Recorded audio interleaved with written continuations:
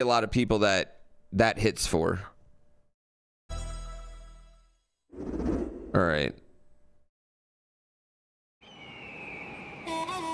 Mario Kart does look amazing, which I want to break down Mario Kart a little bit here.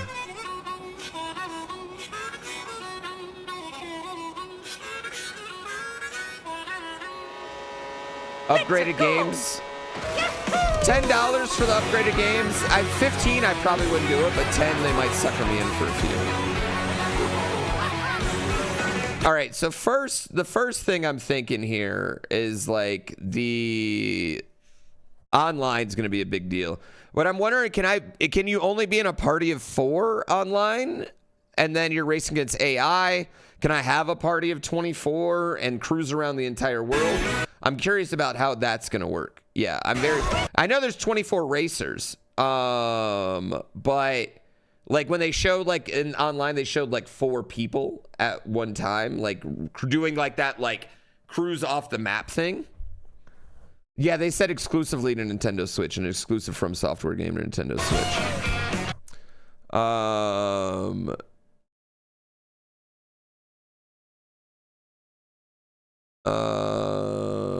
Hold on, give me like 25. Me and Xwater are doing a full breakdown, a full tandem breakdown together too. Here. Okay. First thing I want to say though about Mario Kart 9 is Mario Kart 9 looks so much prettier than anything else they showed, including Donkey Kong. This looks so gorgeous. Like this looks as pretty as just about, and a lot of Nintendo, like they're pretty is like because of the style they use, right? That's where a lot of their pretty comes from. But this is fucking gorgeous as hell. Like just top tier fucking gorgeous.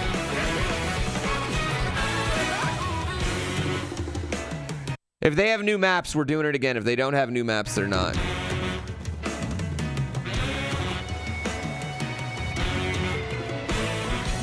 All right. Yeah, you guys ready? You guys want to just talk with Xwater? You guys want to bring Xwater in?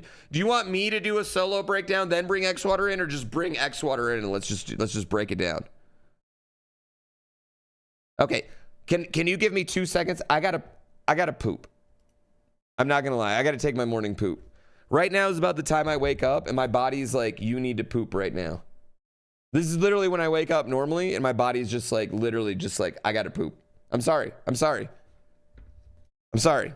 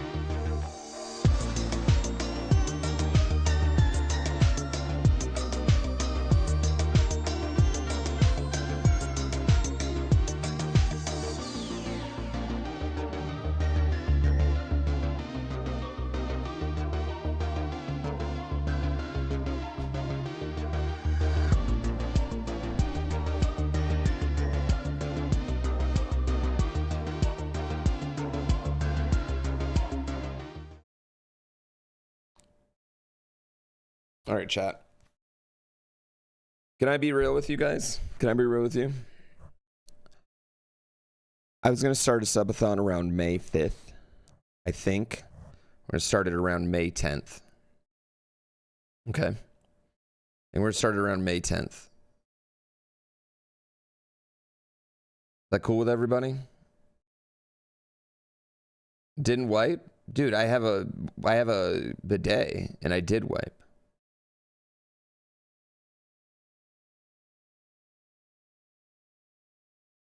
Yes. May 10th. I'm just gonna do it. I'm announcing it. Subathon May 10th. Starting May 10th. It's happening. Subathon. I'm gonna take it further, okay? Okay? I'm gonna take it further. I'm gonna take it a little bit further. It's not just a subathon. We're not doing Plinko this time. Okay? We're taking Xwater's idea, we're expanding upon it. We're changing it a little bit. We got some other things coming in. There's a lot of surprises happening. Okay? What you see may not be at first what you get. May be what you're thinking about.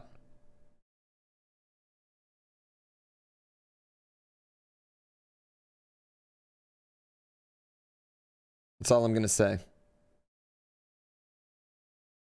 No, May 10th. Then June. Well, so the subathon will take us all the way till the launch. The launch and more. UTs? What the fuck are you talking about? This doesn't mean anything? Or does it mean everything? Or does it mean everything?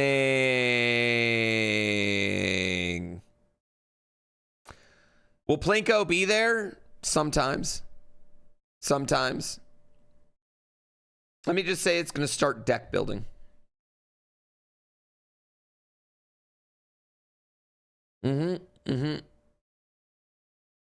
Plinko, you'll see Plinko. It'll pop up every once in a while. It'll pop up every once in a while. Just know, I just, listen, as long as we're announcing this, as long as we're having this bad announcement right here, we'll make a full trailer.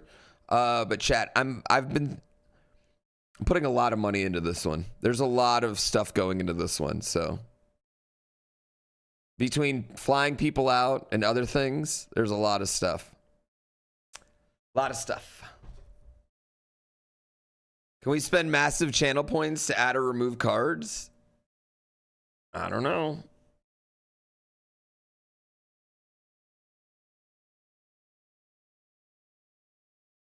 The tech demo a paid game again? I know. Yeah, I know. That might extend the subathon.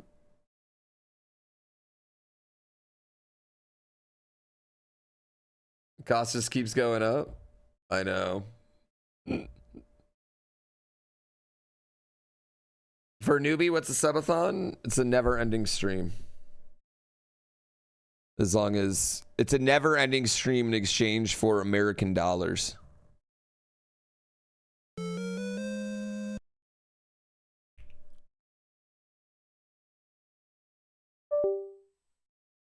Doo-doo. Yo, dude, we gotta talk. Yo, I mean, that was a good announcement trailer. There was a lot going on there. There's a lot going on. Yeah, there was a lot that happened. All right, let's break it down. Let's kind of break it down. Let's go. First, give me your first initial thoughts, though. Just give me your first reaction right here. Give me your first initial what happens. Dude, I'm having a hard time remembering everything that happened. It was so filled with so much. I feel like the highest points. Donkey Kong Bonanza looks insane. It's like they've made me fall in love with his new design in one trailer, and I'm so into it. FromSoft exclusive on Nintendo is the biggest power play, man. Yeah, that was clutch. That was pretty huge. I was surprised about it was funny because they showed it and I was like, is this Bloodborne 2? Right. And then they hit FromSoftware and I was like, wait, this is Bloodborne 2. And I can't help but feel just like the way it looked. I was like, oh, this might have been Miyazaki's idea for Bloodborne 2. And this is why we never got it, because Nintendo bought a game from him. You know what I mean? Like, and I think the big thing too is it's not just a FromSoftware game. It's a Miyazaki game. Like he is the director, you know, like this is what he's been doing since Elden Ring. So that's really crazy. Yeah, it looks cool. It has like such an awesome looking world with a little bit of like more advanced technology than I think we've seen in like other Elden Ring, and I guess Bloodborne had a little bit more of a gothic kind of vibe going on, and they did have, I think, a little bit more like firearm type stuff. But there was a dude with a jetpack. The jetpack, the dude had a jetpack. Yeah. That was awesome. It's also labeled as a multiplayer game. Yeah, but that could be that like FromSoftware mediocre multiplayer they do thing.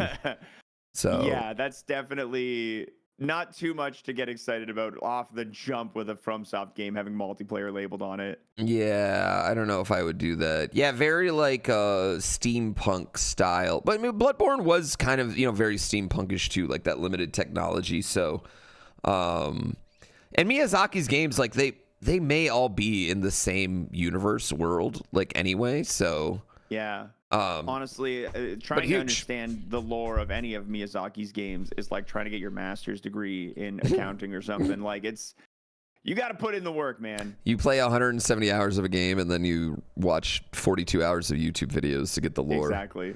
Yeah. Exactly. And then you're you're like, oh yeah, I didn't read the item description of the lost key of Mazubriel. Of course. Yeah, that explained why the frog had green shoes. What do you think of the price point right off the bat for $449? No game in America, $500 with the game in America. That's probably like $2 million in Canada. Yeah, I did look up the conversion. I think no game, it's $627 if you do raw conversion. So I'm not excited about that. I mean, yeah, it's I think the highest launch we've ever had for a Nintendo Switch or a Nintendo console. Or for a Nintendo console, right? I think it's the highest price point I remember seeing before this is maybe, let me make that muted. Yeah. Is the highest price point I remember seeing is probably the Wii U, which was like $350. Maybe somewhere around there. Yeah. I forget exactly where it launched, but the Switch was very affordable, but the Switch was also very weak, right? Yeah, and the Switch 2, it seems like definitely more powerful. Yeah, definitely more powerful. I mean, just it's running Elden Ring, you know what I mean? It's definitely a more running powerful Cyberpunk, console. Yeah, it's running. Supposedly, if it's running those at 60/120 or whatever it was flexing on, I think that's, you know, it's definitely a more impressive system. We have specs. Do we have specs right here? Oh, we got specs? I don't think this link has specs. Sorry, I sent you a link to combine our chats. That is all the info for pre-orders. Pre-orders coming out April 8th. I am in the share. You just got to click the share chat button. All right. Okay, I also want to ask you about right off rip. Give me your thoughts on the C button and the honestly, rudimentary Discord chat. Enough time talking about it. I think that's my biggest. The chat button and that whole part of the direct. Yeah, I'm excited that they're doing it. I'm happy that they're doing it, and I'm excited for what it means. Like if they're gonna be putting, you know, screen share, voice chat, camera chat directly natively into the console as like a front running feature, you got to think that their confidence has grown in the realm of online connectivity, which is a good sign. Am I going to ever use it? No. I play Nintendo Switch at my computer every time I play it. First of all, I know you're going to use it because we're definitely doing a Mario Party with camera from now on. Well, like yeah, we'll definitely use the camera, but like we'll probably be in a Discord call. Yeah, we will be in a Discord call. We will not be using the Wii U. The Wii U, the microphone 900 feet away from you. I know, and don't worry if somebody's making a smoothie, the microphone will still work. That That was such a weird thing because, like, you're looking at it, you're like, okay, well, that's Discord, right? Okay, well, it's more Discord. Yeah. Can you not put away everyone's picture or overlay them over the game somehow? Like, do they have to be that, you like... could put them away. Okay. I think in the trailer, I think they showcased that you could, like, switch the focus to however you want to do it, where it's like you can have your gameplay the only thing you see, or you can have the little bar at the bottom with everybody. Because that would suck if you always in chat mode had to have them on the screen. Yeah, I think it's a very, like, it just doesn't look good. That bothered me, like the way that it kind of shapes out and like goes into the smaller screen and everything. I don't know why, but I just didn't really like that. Also, the streams of your friend's game looked like it was going to be choppy at best. Yes, yeah. In their trailer where they're showing off the feature, it was a solid like 8 frames a second, which is fine. It's not, the stream of your friend's game feels like one of those features where it's like, if it's going to slow down my console or their console, I'd rather this not be super fast, right? Like, yeah. That is going to give an additional demand on the console. So I wouldn't expect it to be something that's like really that much of like the forefront of what they're. Oh my God, I lost him. I think it's cool. I think it's great to see Nintendo embracing what 2010 has been doing in gaming for every other console. But they actually are putting a legitimate effort into it this time. It's not that hacky solution from the Nintendo Switch 1 where you have to download the Nintendo Switch app and connect your microphone to your phone while you're playing on your Nintendo Switch to be able to chat with your friends in like a native way. Because everyone just used Discord, right? Yeah. So it is cool to see them building it in natively. Like as much as they're super far behind the curve on it, it's good to see them putting the effort in. I think it's a step forward for Nintendo, but it's still only a step to like 2017. Yeah. I think that's a good way of putting it. Yeah, it's just it's weird. It's in a weird spot, but it's interesting. The mouse capability, they showed that off a lot. Dude, they showed off the mouse capability a lot. How do you feel about it? My gut reaction when they're like, we've got our first Nintendo Switch mouse exclusive game, my head's churning. I'm like, all right, we're gonna have Mario Paint. All right, we're gonna have. Never in a million years would I have thought wheelchair basketball was going to be their landmark idea for how to showcase mouse controls. Yeah, it is interesting. Like that is definitely an interesting thing, like the wheelchair basketball game. But I thought there were some things they showed off, and they're like, use the mouse on this. God, what was the not the wheelchair basketball? Motion controls could do really well. Motion controls already did them really well, and I'm like, well, that feels like a kind of a weird step back too. Like they had like maracas shaking at one point with the mouse, and I'm like, well, or like you putting with the mouse, like using the putter to mouse. When they were doing the golf with the mouse, it was literally like, dude, that's so much better. Like that's what made the Wii fun. Yeah, I think that part was weird to me, I guess. And I'm assuming like they still have gyro and everything. Those parts, honestly, it was like this. You're showing off things that feel like you were already doing and better with motion controls. Yeah.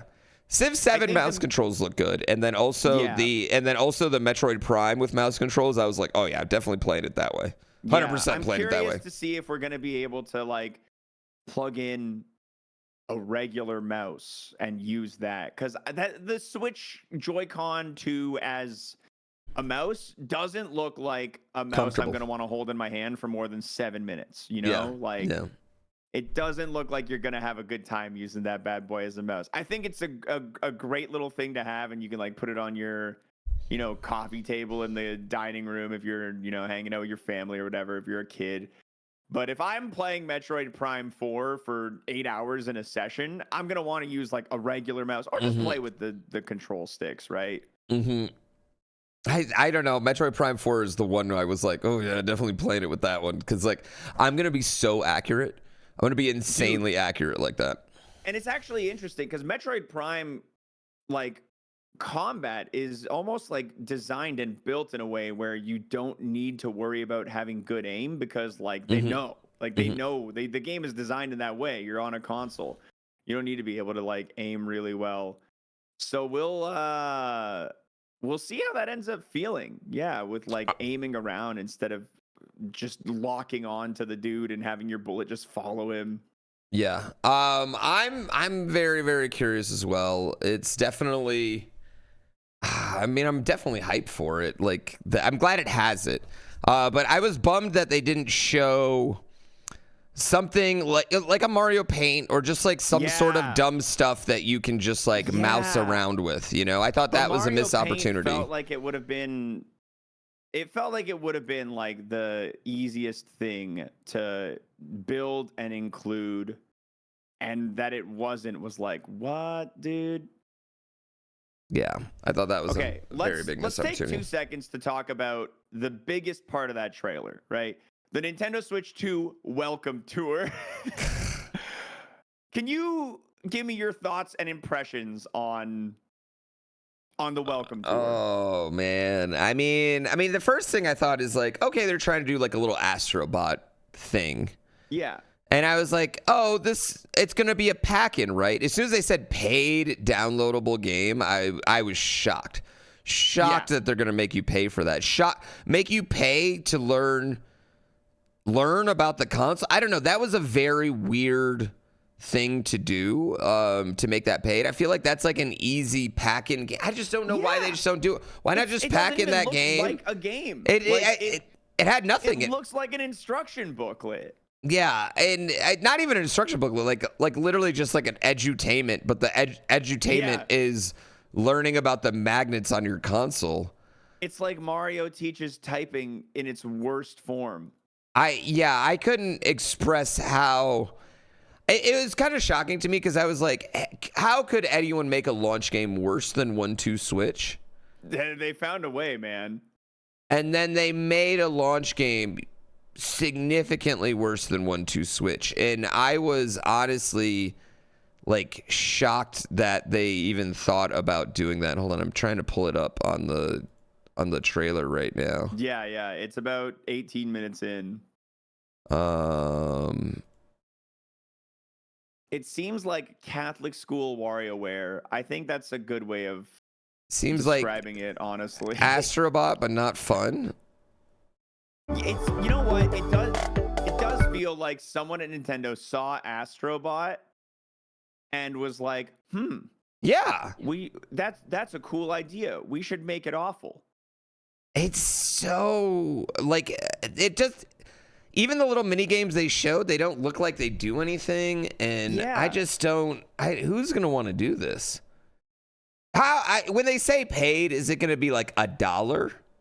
It's going to be more than $1. Oh my God, it is like Dean Pelton's VR experience. And Jesus wept. It should be free. This should be something that's absolutely free. It should be on your console when you first turn on the system so you can play around with the mouse controls and whatever and like get a little experience of some of the features, and if you want to learn about the magnets in your R and L buttons. Like, it's so weird. Oh my. And then they like the games they show are not, I wouldn't even describe them as tech demos. They're like they're worse than what you get packed in with like Windows 3.1. It's shockingly weird. I thought at first when they were showing it that it was going to be like some Miiverse type thing, because you got people like got like little avatars all around, and it looked little billboards all around. So it definitely looked like it was going to be some sort of social experience, but no, it's just a interactive instruction manual with some like neat little trivia. And is that insinuating that little people are living inside your Switch? Like, is that what that's insinuating? That's how they were able to get it to run Breath of the Wild and Tears of the Kingdom at 60 FPS, yeah. Because, again, with Astrobot, it makes sense that Astrobot is living inside your PlayStation. I don't know if I feel comfortable knowing that there's tiny little, like, Matt Damon from that one movie People living inside my Switch. Yeah, I mean, they're at least severed, so they don't know the outside world, right? Like, I haven't watched it yet. I understood that reference, but I haven't watched it yet. So. Oh, you're in for a treat. It's a great show. You're gonna love it. What about the Pro controller too? How did you feel about the look of that? Oh, the Pro controller too. Actually, I thought it looked sharp. The buttons look a little bit bigger.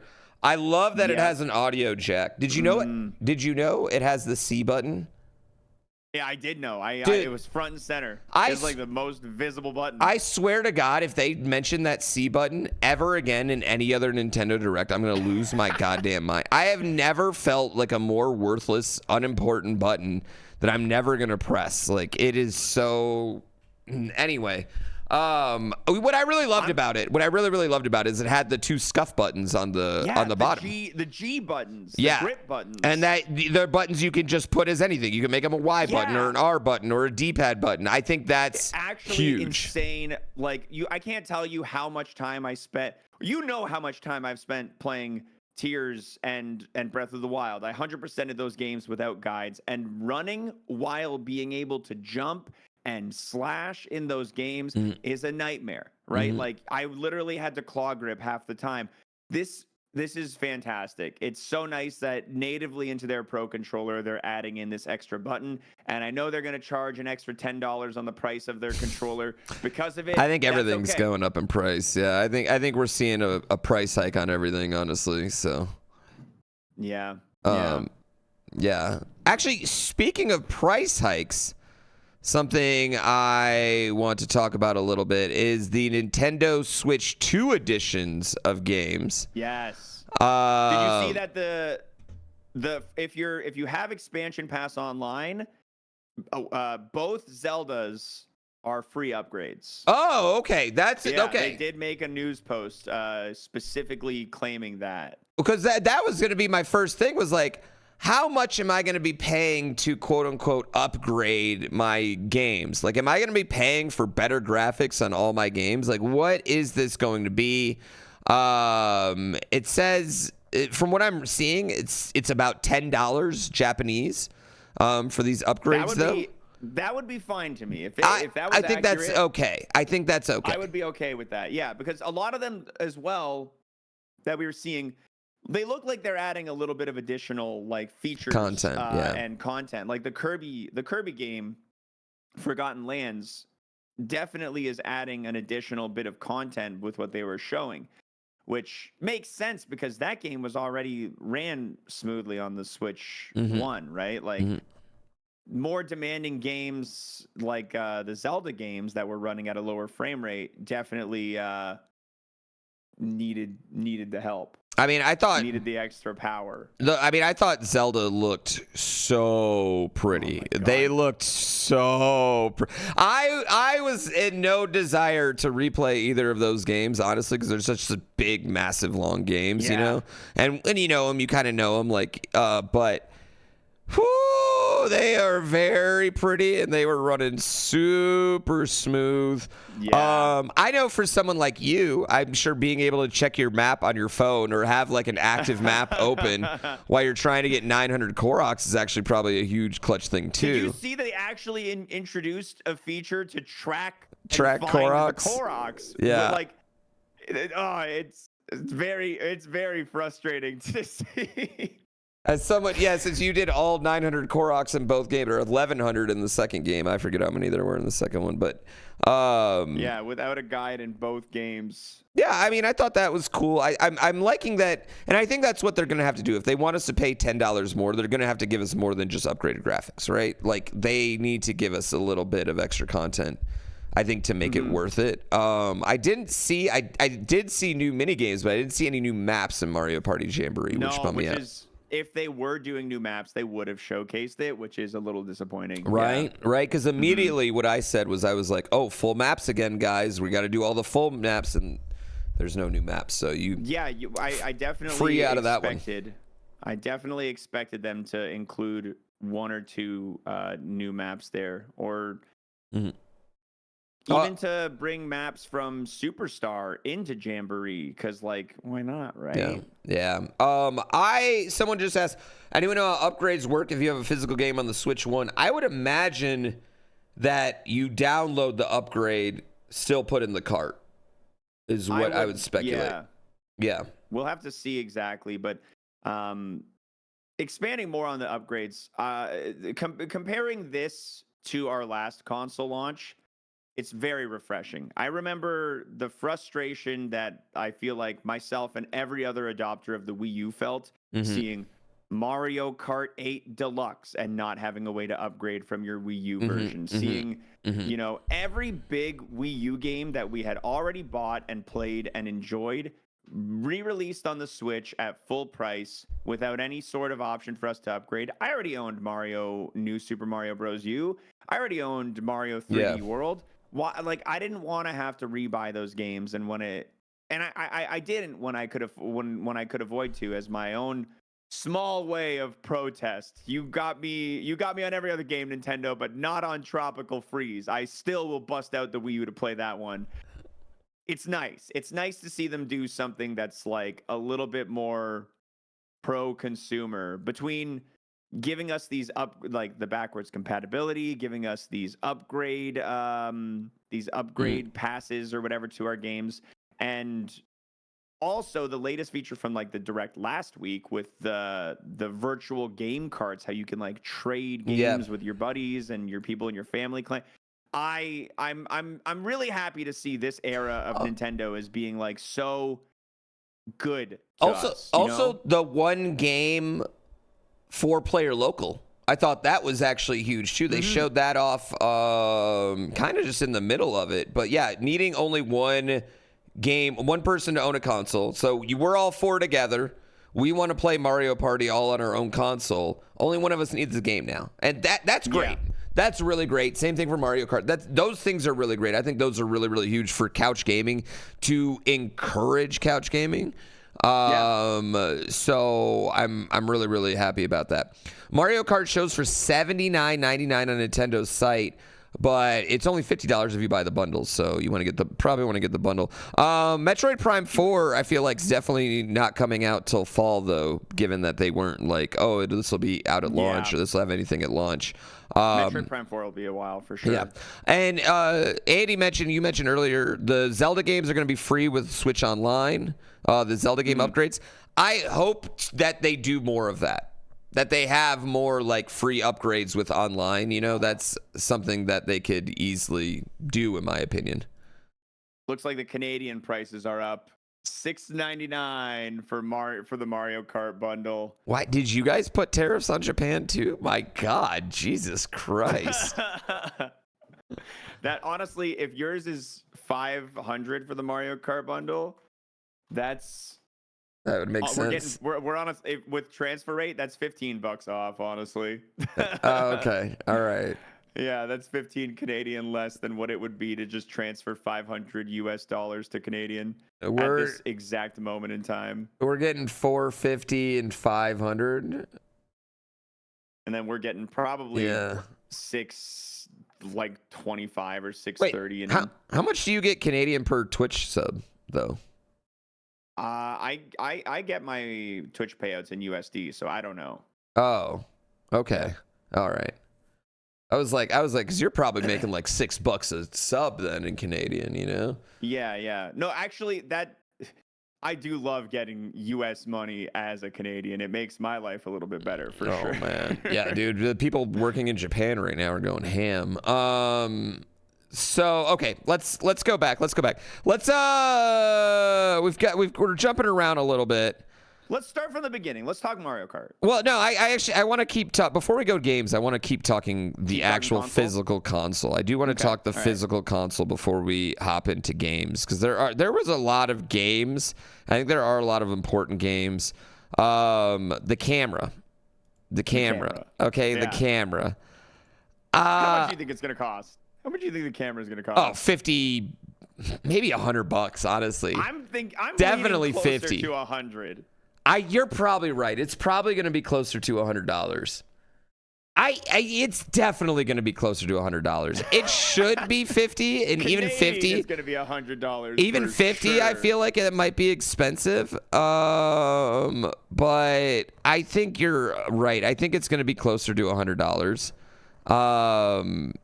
The thing with the camera is like everything they showed for it. I was like, oh, this looks stupid as fuck.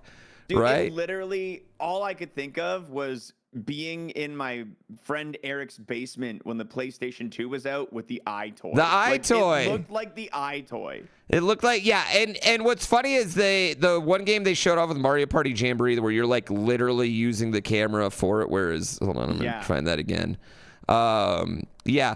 I did like, for the fact, we're definitely going to be playing Mario Party exclusively like this from now on. I'm going to buy the camera because I definitely want that for Mario Party, yeah. Like I will be in on that for sure. But what's funny about this, the Mario Party updates, and I don't know if you've been to Nintendo World yet at all.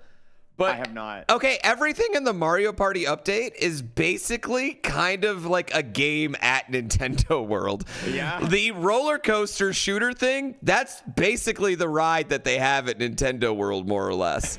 The like camera bopping thing, that's the Bowser Jr. thing that they have at Nintendo World. Like, it's kind of the same thing, a little bit different, obviously.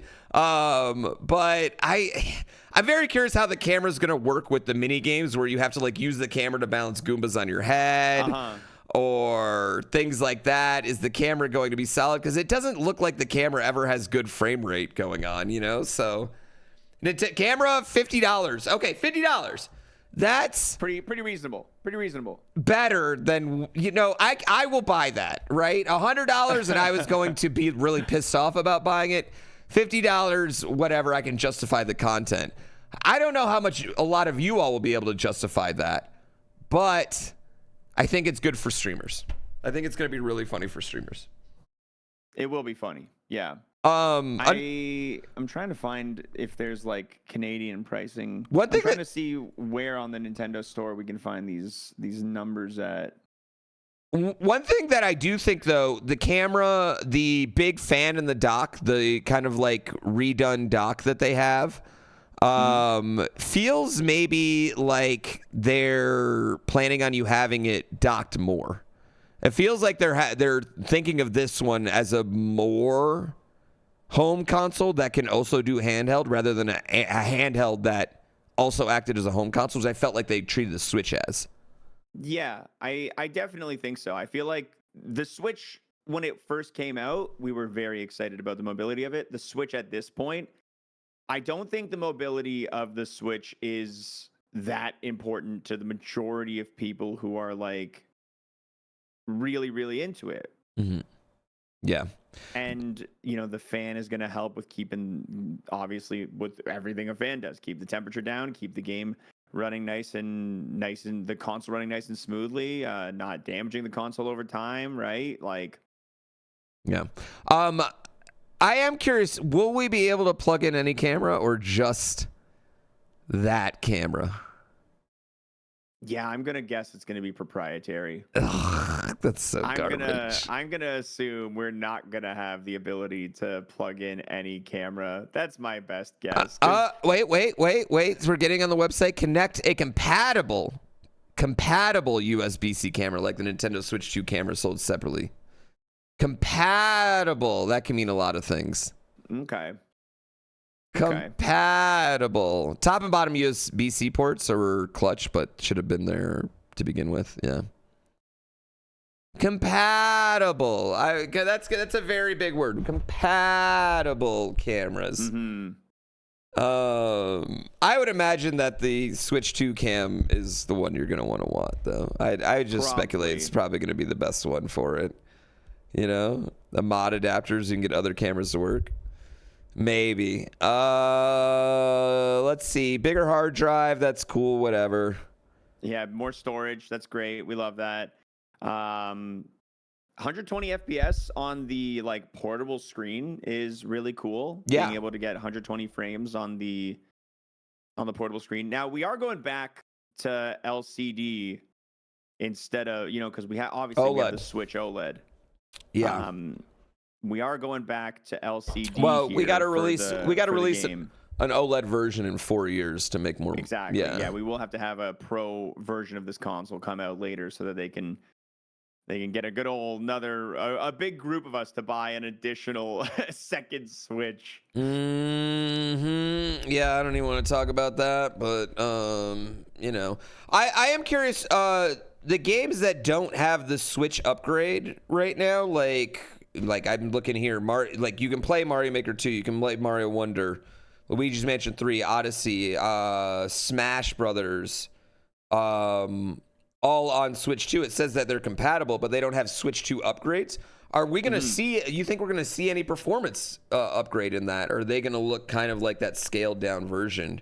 Are we going to be able to use the mouse in those games? Like Mario Maker 2, I'm thinking, I'm going to say that, aside from, not having frame drops, just performance drops just based off of being on a stronger system, I don't think, unless it has an explicit Switch 2 upgrade, I don't think we'll see or expect any difference in resolution, visuals, gameplay mechanics, gameplay options.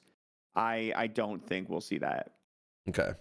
I tend to agree with you on that. And we haven't seen any. Yeah, there's nothing. They haven't shown off any of those games running on the Switch 2 either. So I don't think we're going to get anything new. It says there are some Switch games that aren't compatible. I'm sure there's going to be some games third party. There's probably a lot of third party games that won't be compatible.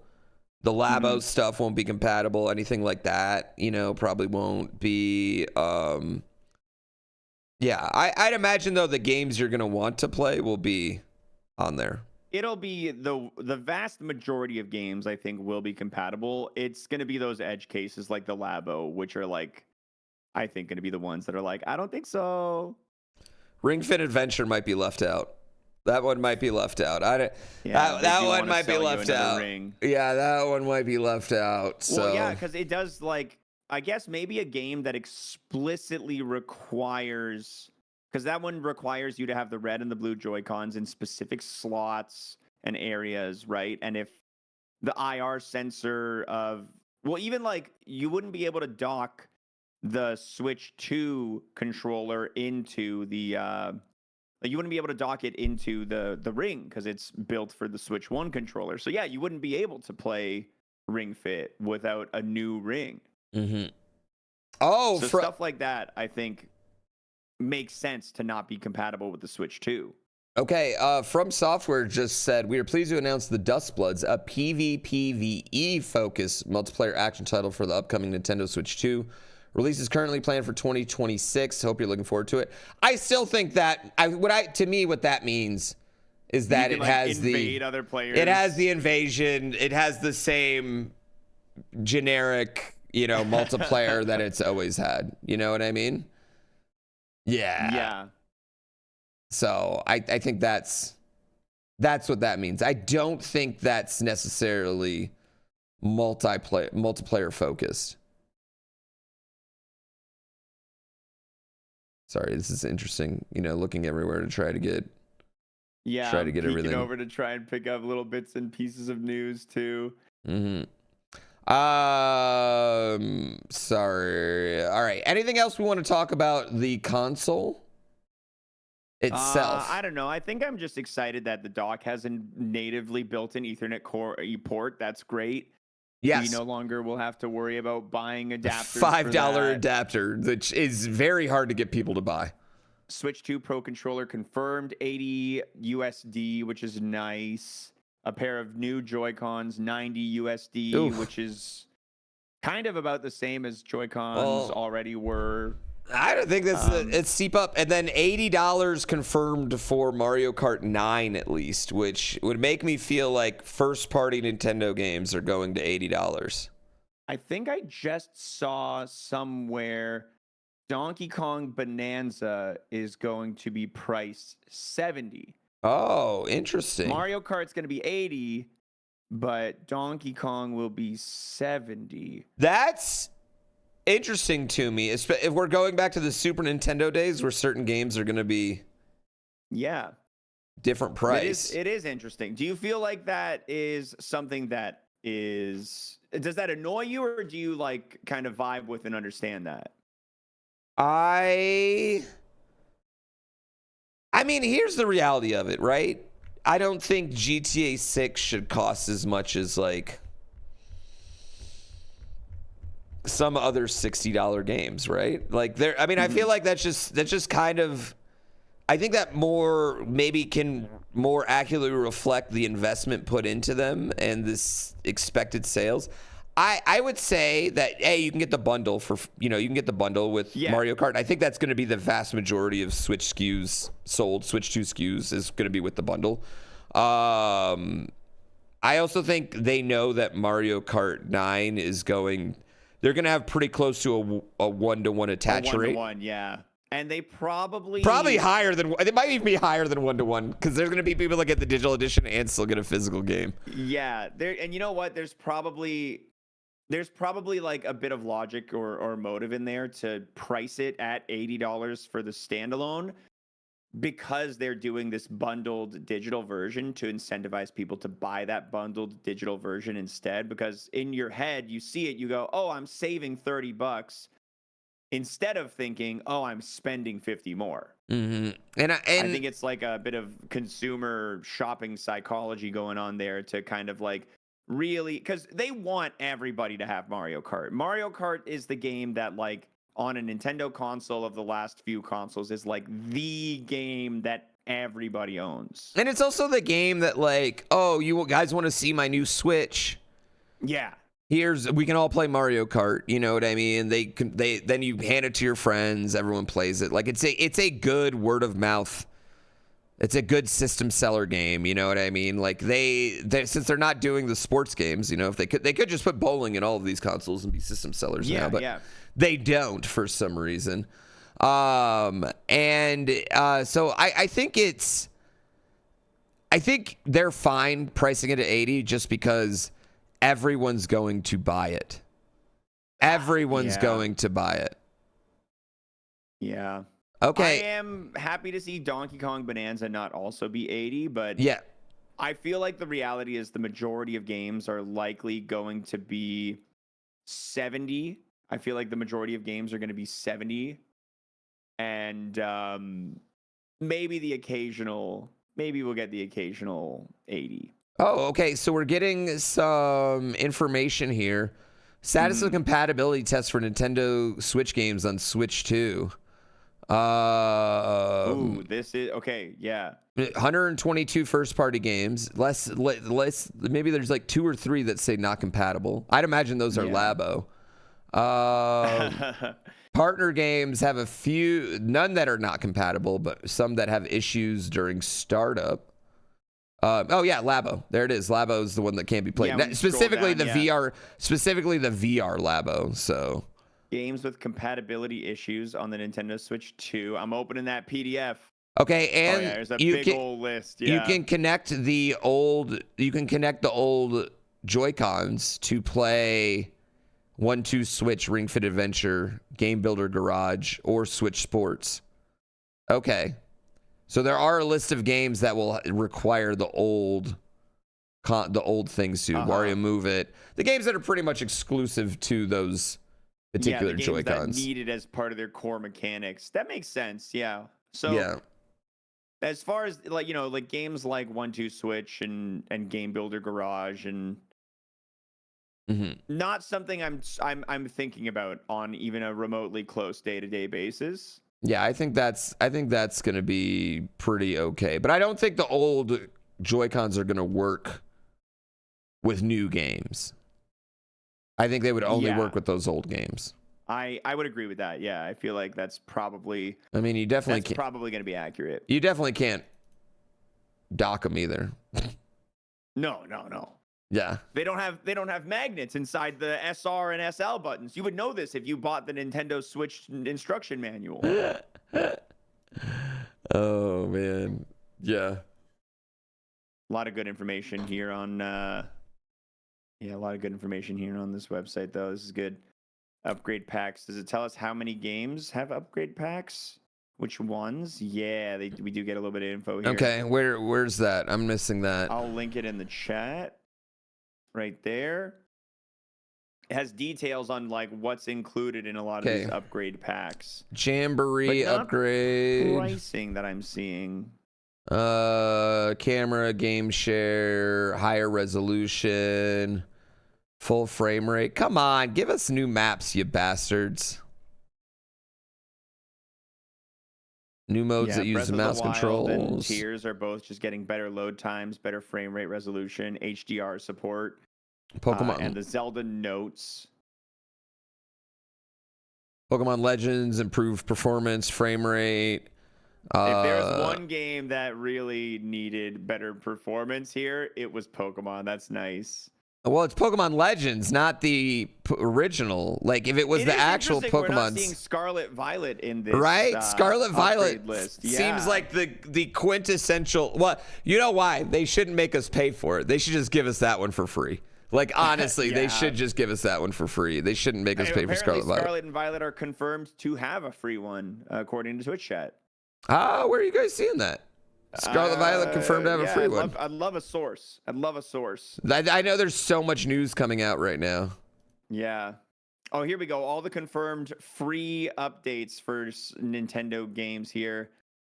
Okay, free updates. Thank God. ARMS is getting its free update. Captain Toad. Oh, Mario Wonder. Odyssey too. Wow. Mario Wonder. Oh, what is Mario Wonder getting? Probably just sharper graphics. Okay, cool. Cool. Performance, add support for features such as game share in select games. Yeah. Love that. Yeah, love that. That's really good. I'm glad we're getting some free ones too. That seems fair, especially for the Pokemon. Especially for Pokemon. Especially for Pokemon. All right. It's a good segue into games here, though. One thing I think we were really missing was 24 cameras on Mario Kart on the little guy. You know, like your little guy has a little camera above him.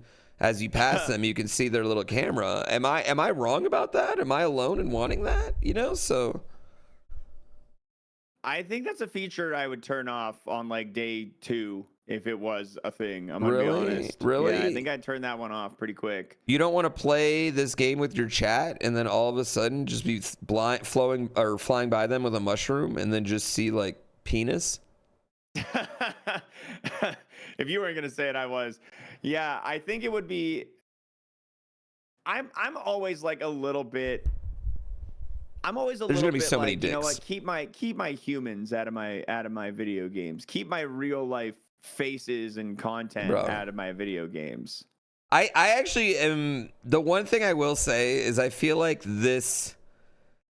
for all the reasons that Nintendo hasn't done this before, like, you know, parental worries, I feel like we're in the top time for things to go wrong with this, you know? Like, I am very curious about how I mean, I know they said they can have parental controls and everything, but like, if you just get into a random game in Mario Kart and you click that C button, you know, like if you group with a random party, are you going to just start video chatting with random people? I don't think you'll be able to group with someone who's not on your friends list. I'm going to assume you won't be able to group party chat with someone if they're not on your friends list, knowing Nintendo. Reddit is going to be filled with a lot of Drake listeners. Oh my God. My free cams is moving to Mario Kart. My free Mario Kart. I'm just saying. So this Mario Kart, are we ready to dive into it? Yeah, I think we dive into this Mario Kart. Okay, great. Because I'm pleased. What are your first impressions looking at this new Mario Kart? Okay, the first things, I mean, outside of noticing 24 people right off the top, the tracks looked huge. Huge. And not just like long, huge. I mean, they're significantly wider, which makes sense because we have, a lot more, double the carts on there. But also they looked like they're going to be filled with like options of ways to go through them. You saw like the wall riding, the Tony Hawk grinding, things like that. It just looks like they're going to have a large variety of ways to approach them. And I think you probably, because of the open world design of the game, I expect to have a bit more open world into these tracks too as well. But like right off the bat, initial reaction, holy fuck, does it look pretty. God damn, really it looks so gorgeous. Yeah.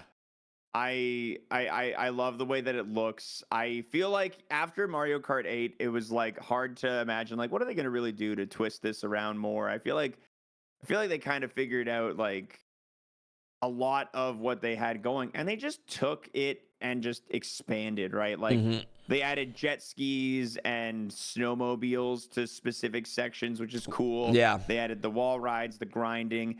And what I'm excited about is when Mario eats a burger and he gets a cool new costume. We've got cosmetics for our characters coming in as well, which is like, who doesn't love that, right? At one point in these in the Nintendo Direct, you see like Pimp Daddy Waluigi, you see Arabian Nights Wario, you see Farmer Luigi, dude, you got, like, Gimp Punk outfit Skater Girl Peach, Gimp outfit Bowser. We just passed him actually. We're looking at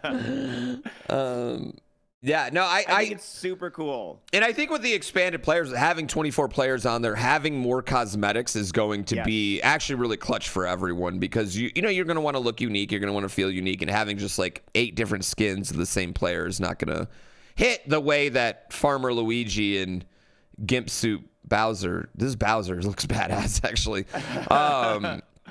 Tons of first-time characters in here. Yeah, the cow. The cow. I saw the cow, dude. The little tree guys from Sunshine were in there. What I don't know what those guys are called. I just the cow. The random cow is something like just seems like a random cow. I'm looking at a dolphin. Right now looks like there's a dolphin. I think I saw a bee. I think the bees from Mario Galaxy at 1.2. That makes sense that we have the bees. Didn't see any battle. Didn't see any battle mode or anything. No.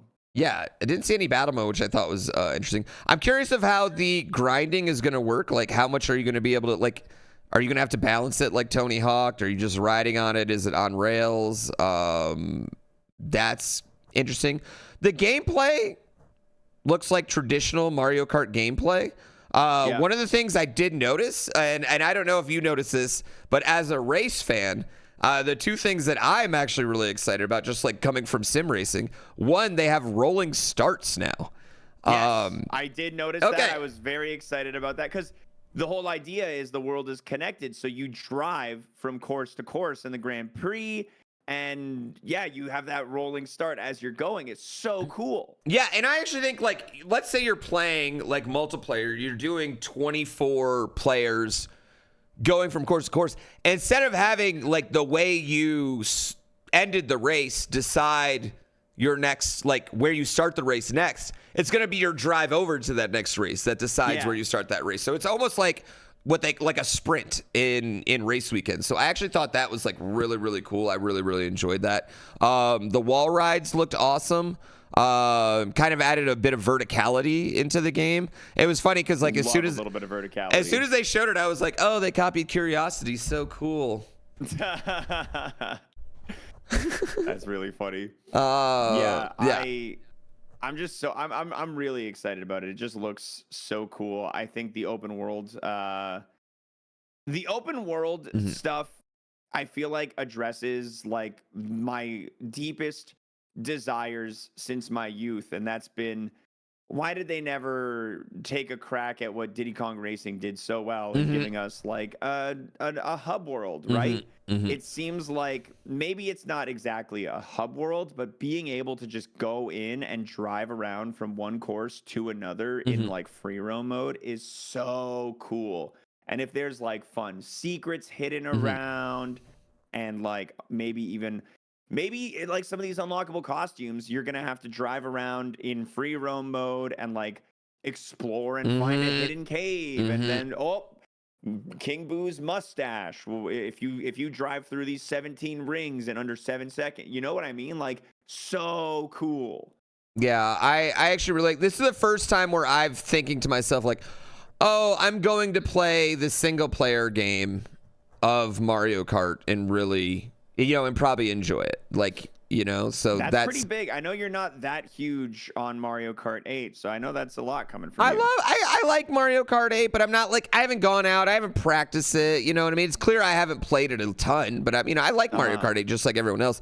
This one I'm just significantly more excited about. The racing looks really good. It looks like, coming from like a sim racer, I don't know. It looks like it just definitely takes like racing more serious in this one, weirdly. Yeah. Right off the bat. And then, the open world stuff is appealing. Like, who doesn't like finding a secret every once in a while? And I'm very curious if like we're going to be able to do the campaign together, like in a co-op type of campaign, because that'll be really, really awesome. I'd really, really enjoy that. The dolphin is Tetsuki. Oh, Totsugeki. Tetsugeki? Yes. Tetsugeki? God, guys, don't y'all know? Haven't you? You've been playing Bizarre. You've been watching me play Bizarre the last week. Jeez, you should know. That game's so good. Dude, Bizarre is so fun. I want to catch some of your VODs of it. I haven't been able to catch you playing it live. Is it weird I'm getting annoyed at the people playing the other roguelike and missing out on Bizarre? I'm like, what are you doing? That other roguelike does not have a deck builder included with it too. What are you doing? The other one's also great though. I highly recommend. It is good. Very fun. I've watched it. Back to Mario Kart though, we see a distinct I think 7 plus 8 15 different either courses or rallies or whatever you want to call it, right? Yeah, I'm wondering if each world has its own set of tracks, like... Yeah, we have the Grand Prix mode. It showcases a distinct 7 selectable Grand Prix, each of those containing 4 courses, I assume. And it shows you a small preview of some of the levels in that first one. We see... what is it right here? I think it's DK Cyberport was in there, which sounds awesome. Yeah, we get to see a couple of them actually. Mario Bros. Circuit, classic. Crown City, sounds cool. Whistle Stop Summit, sweet. DK Spaceport looks badass. They go to the Flower Cup, Shy Guy Bazaar. Oh my God, Wario Stadium, Airship Fortress. Tons of great, cool looking levels. We've got another like snowboarding level. They're showing off a lot of selectable courses, and then in their rally mode they have another separate, and I don't know if these count as like the same levels in different orders in a rally or if they're like their own individual different levels. But if that's a total of 15 selectable groups of 4 courses, that's a lot. That's 60 maps on launch. That's a lot. I don't think that's unrealistic, just looking at how big this overworld is.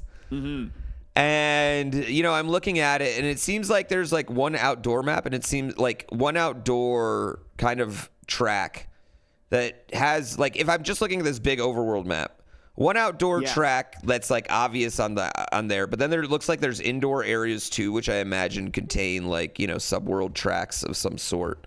That makes sense. There might be a lot of tracks. There might be a lot of tracks, and it makes sense. Like, people are going to want a lot of tracks. They're coming from Mario Kart 8 Deluxe. It's not easy to give people less. Kind of spoiled us by the slow drip of we had Mario Kart 8 got its own DLC during the Wii U, and then they decided to double that. So yeah. Wait, you have to sign up for what? We have to sign up for the Switch too? Can I not buy more than one? There was a thing on the Nintendo website to like sign up to show interest or something. I don't know. Registration on their site. I just want to buy it from Best Buy, like, because I want to go pick it up. Yeah, I also. I'm waiting for my pre-orders to open up. I want to go open up until pick it up. Yeah, I want to go pick it up. Seems to have some anti-scalper stuff. Well, I just have a lot of people in my household, and I want to give 1 or 2 away. Yeah, I think capstoning on Mario Kart. I think their Grand Prix mode is gonna be, sorry, not their Grand Prix, their Grand Rally mode. How after each like phase of the race, only the top X people pass. I think that's a really fun. It reminds me of like playing arcade racers. I think that's a really cool mode, really cool idea. And I'm just excited, man. I think it looks cool. I think it looks fun. I was so definitely many characters. expecting new Mario Kart to. I wasn't expecting to be disappointed, but I feel like they've kind of landed everything that I want out of this. Yeah, I mean, a lot of me is like, well, what else could they do with Mario Kart after Mario Kart 8 Deluxe? Yeah, and I exactly. think this is where I wanted to see. The only thing I'm really curious about is how these, like, it does look like every track is really wide. For better or worse, and I'm just curious how that's gonna play out throughout of it. Are they gonna have battle mode out the box again? That's something that Mario Kart 8 didn't have right away. They didn't get it till Deluxe. So but yeah, I mean, when you think about it, this is the first new Mario Kart in what, like 12 years? 13 years. Time. It's been a long time. Been a long time since we had a true new Mario Kart. So I'm glad to see. They owe us a lot, yeah. Yeah, I'm glad to see. And now, actually, just looking at it, it looked like there was like free world open mode with 5 people. I just saw a little spot, so I'm curious if that means you can free world open mode with everyone. They definitely did show specifically like a part where you're free roll open mode with like a couple of friends taking screenshots. So. I wonder if there's going to be, like, all right, you're driving to the next race.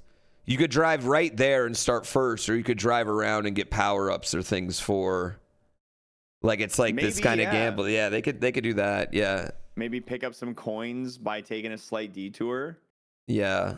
They just showed 5 right there. Open mode looks like a way more fleshed out version of Lego mode. Right here, there's 5. 1, 2, 3, 4, 5 in open world mode right there.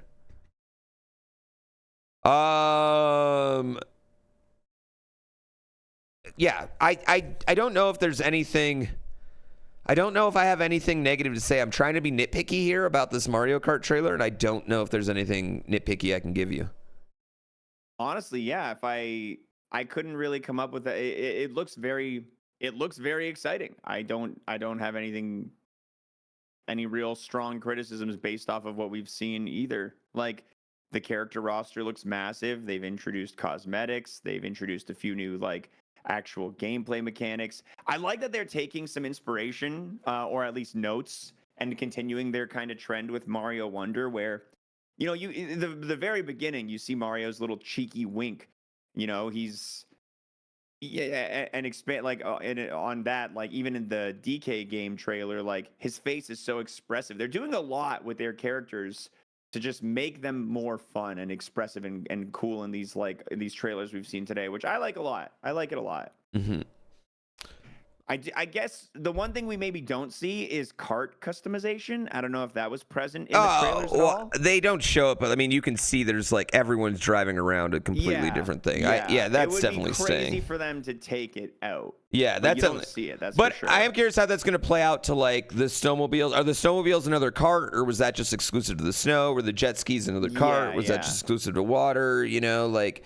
Is it going to show in there? It's very, I don't know. That's going to be interesting on how that works. I agree.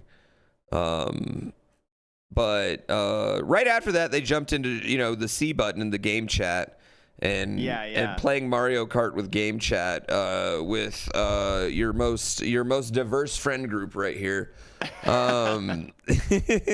You know what? Thank you, Nintendo. We love you still. We appreciate you not caving in. Anyway, the US feed had audio desync and didn't show the Gungeon trailer at all. Oh, they didn't show it? No, the US feed just completely like missed it just like froze during the Gungeon trailer.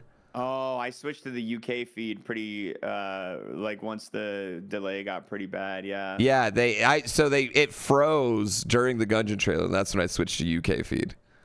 That's funny. Yeah, that was super interesting. I do the one thing I will say about GameChat is I don't know, like I actually think GameChat might be bigger with the fact that you all can play your own game and sit there and watch each other. Yeah, that is really cool. Honestly, I like that about it a lot. You know, just kind of it reminds me of hanging out in Discord with my buddies while like I'm playing. Or honestly, it reminds me of being a teenager, being in Ventrilo, playing, you know, I'm playing Diablo 2 and my buddy's playing World of Warcraft, but we're still just hanging out chatting. Yeah, I think that's what they're going for sure. Yeah. Again, like they're nailing 2010. They're taking 2010 and they're putting it in 2025 and they're doing a great job. So great. Good job. Great stuff. Really crushing that part. Memories of playing Uno and Xbox 360. That's exactly what it's like. They need to bring back the 1 vs 100 game. That's what they really need to bring back from Xbox Live. Yeah, absolutely. Yeah, hitting the nostalgia button. I feel like this is the group chat feature is going to be used by less than 10% of console users. That C button is just not it, you know. I just don't foresee people using that often. But hey, teach their own. We already talked about the game sharing. That's cool. We did talk about the should be pack-in game. That's not. Ugh. Let's see. We got red cartridges. I like that. I like the different. They're faster. Cartridges. Yeah, they're faster. Clearly. Yeah. I wonder if they'll still taste like shit. I hope so. That's like to be the first thing we have to try. I mean, it's like, do they taste like Day shit? One, I'm eating my if I'm buying the digital version of Mario Kart with my console, I won't have a cartridge to taste. Yeah. What is it? I'll have to wait till Donkey Kong. What is it? We need micro SD express cards? Whatever. Yeah, I don't know what that is. I didn't know there was a different type of micro SD card. But honestly, like I'm not annoyed or upset about that. Like if yeah. I would have bought a new one anyway. We need our storage to be fast. Yeah, that makes sense. Yeah, I would have bought a new one for it anyway, so it's not that huge a deal to me. What is micro SD express? I don't know if you noticed, but Chance Time now rolls on Mario Party if you have the camera attached. Yeah, that was really cool. Chance Time has the camera. Express is it utilizes PCIe and NVMe standards to get much faster read-write speeds. So basically, just they don't want your memory card to be slow as shit because they want their load times to not be terrible. That makes enough sense to me. I think that's fair. Whatever. Yeah, whatever. It's not great, but like, how much are those cards?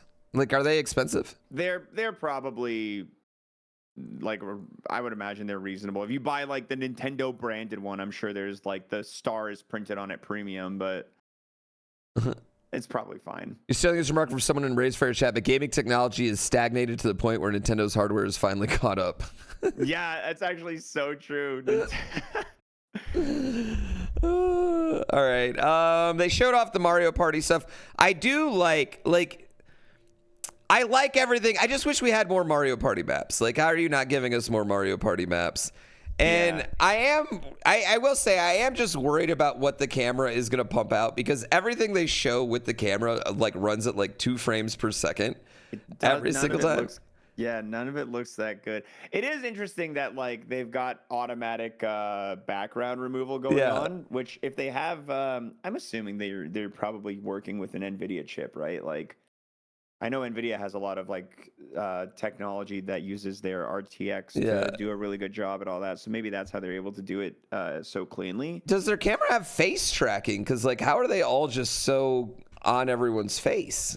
Yeah, probably. It probably does. I don't know. But they definitely showed new mini games, which I thought was cool, and I hope those new mini games get added into. Like, they showed, like, normal minigames, and it'd be really, really nice if those minigames just get added into... I bet there's going to be, like, the same way that we can select to have all minigames or no motion games. We're going to be able to, like, be, like, all minigames or, like, set it to be, like, mouse minigames, yes, no, right? Like, yeah. And the mouse minigames, though, again, all of them could have been done with motion controls. Yeah. All of them could have absolutely been like this. Like, don't they have one of these climbing games? Like, don't they do that in ARMS? They do. We have a climbing. I've definitely played a climbing mini game like that one that's in that trailer. Yeah, I feel like all of these don't need the mouse, but whatever. Thanks, Dick Too Small, for that tier 1 sub.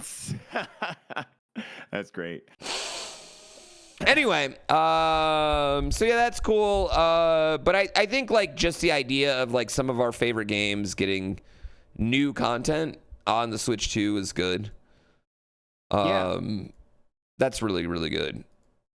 They're doing a good job, taking, I think, the iconic, like, yo, you want to come over and play Switch games, and making sure that, like, from the start that you have something to show your friends on your Switch when they come over. You got your Mario Party is updated with new Switch 2 features. You've got the Mario Kart. You've got access to Smash Bros, I'm sure. So, like, all the staples, right, are going to be there right from the beginning. Tyler, thanks for giving out a sub to Dick Too Small. Appreciate that. Going on to I don't know what the wheelchair game was even called. I couldn't read the logo. Dragon Drive. Let's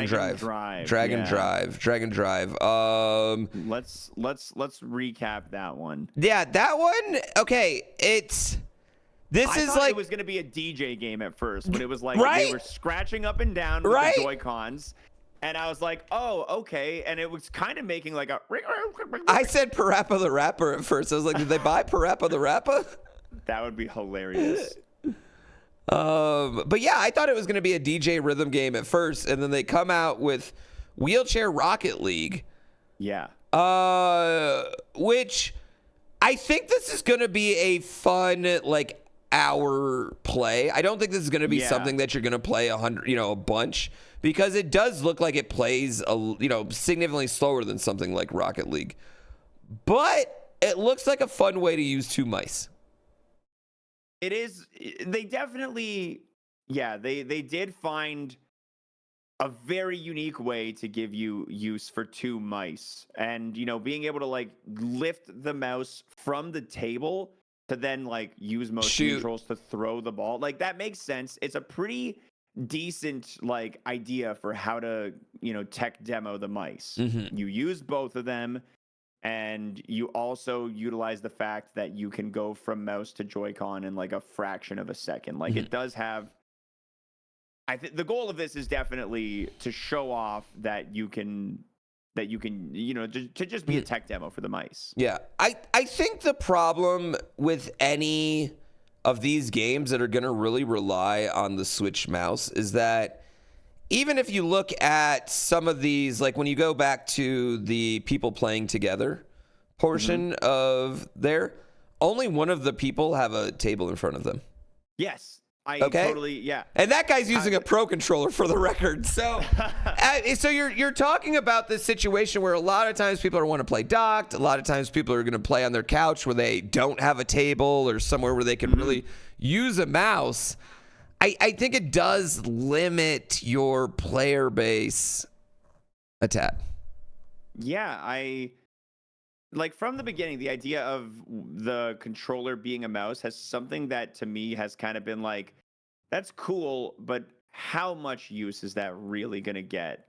A lot of people are playing, I think the majority of people are probably playing on a TV, sitting on a couch or in a comfortable chair, and if there is a table in front of you, it's a coffee table. Dude, you want to bend over? Over.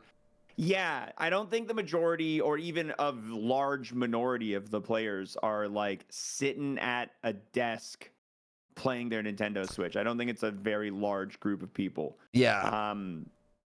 The mouse will be nice for Mario Maker 3. I think that's going to be like the best time to have a mouse. That's the Mario Maker 3 or a Mario Paint type sequel. Feels like absolutely the spot where you want to be with the mouse. And things like that, just like menuing in general is where I think the mouse is going to shine. Yeah, that's fair. Yeah, I mean, they need an official Nintendo mouse pad. Yeah, someone just said that. They need an official Nintendo mouse pad. They'll have like a table that like goes on your lap, official Nintendo lap table, so you could like sit on your couch with a TV dinner table in front of you. Elden Ring being out, that's a decently big deal. Did they say that's going to be on launch? Just one of the biggest games ever. Said on launch or not, but yeah, let's jump in. Let's talk about the third party stuff, because they didn't say launch, but it does say 2025. We're getting huge support for third party Nintendo. I feel like it kind of, if you look back at the Wii U, like they tried so hard to get that third party support, right? Like Wii U launched with the Batman Arkham games, Assassin's Creed, whatever one had you, I think in America, like a bunch of stuff they really pushed, and because the Wii U was such a flop, so many third-party developers were like, we're just kind of like done. And then the Switch was so weak, they're like, we can't really do much with this. This big chunk of the Nintendo Switch 2 kind of direct here showed us that like they've got the support from the third party. Street Fighter 6 is coming, Elden Ring is coming, Borderlands, the new Borderlands is coming, right? Like EA basically was like, we will put all of our Madden on this, we promise. Yeah, that's actually really huge.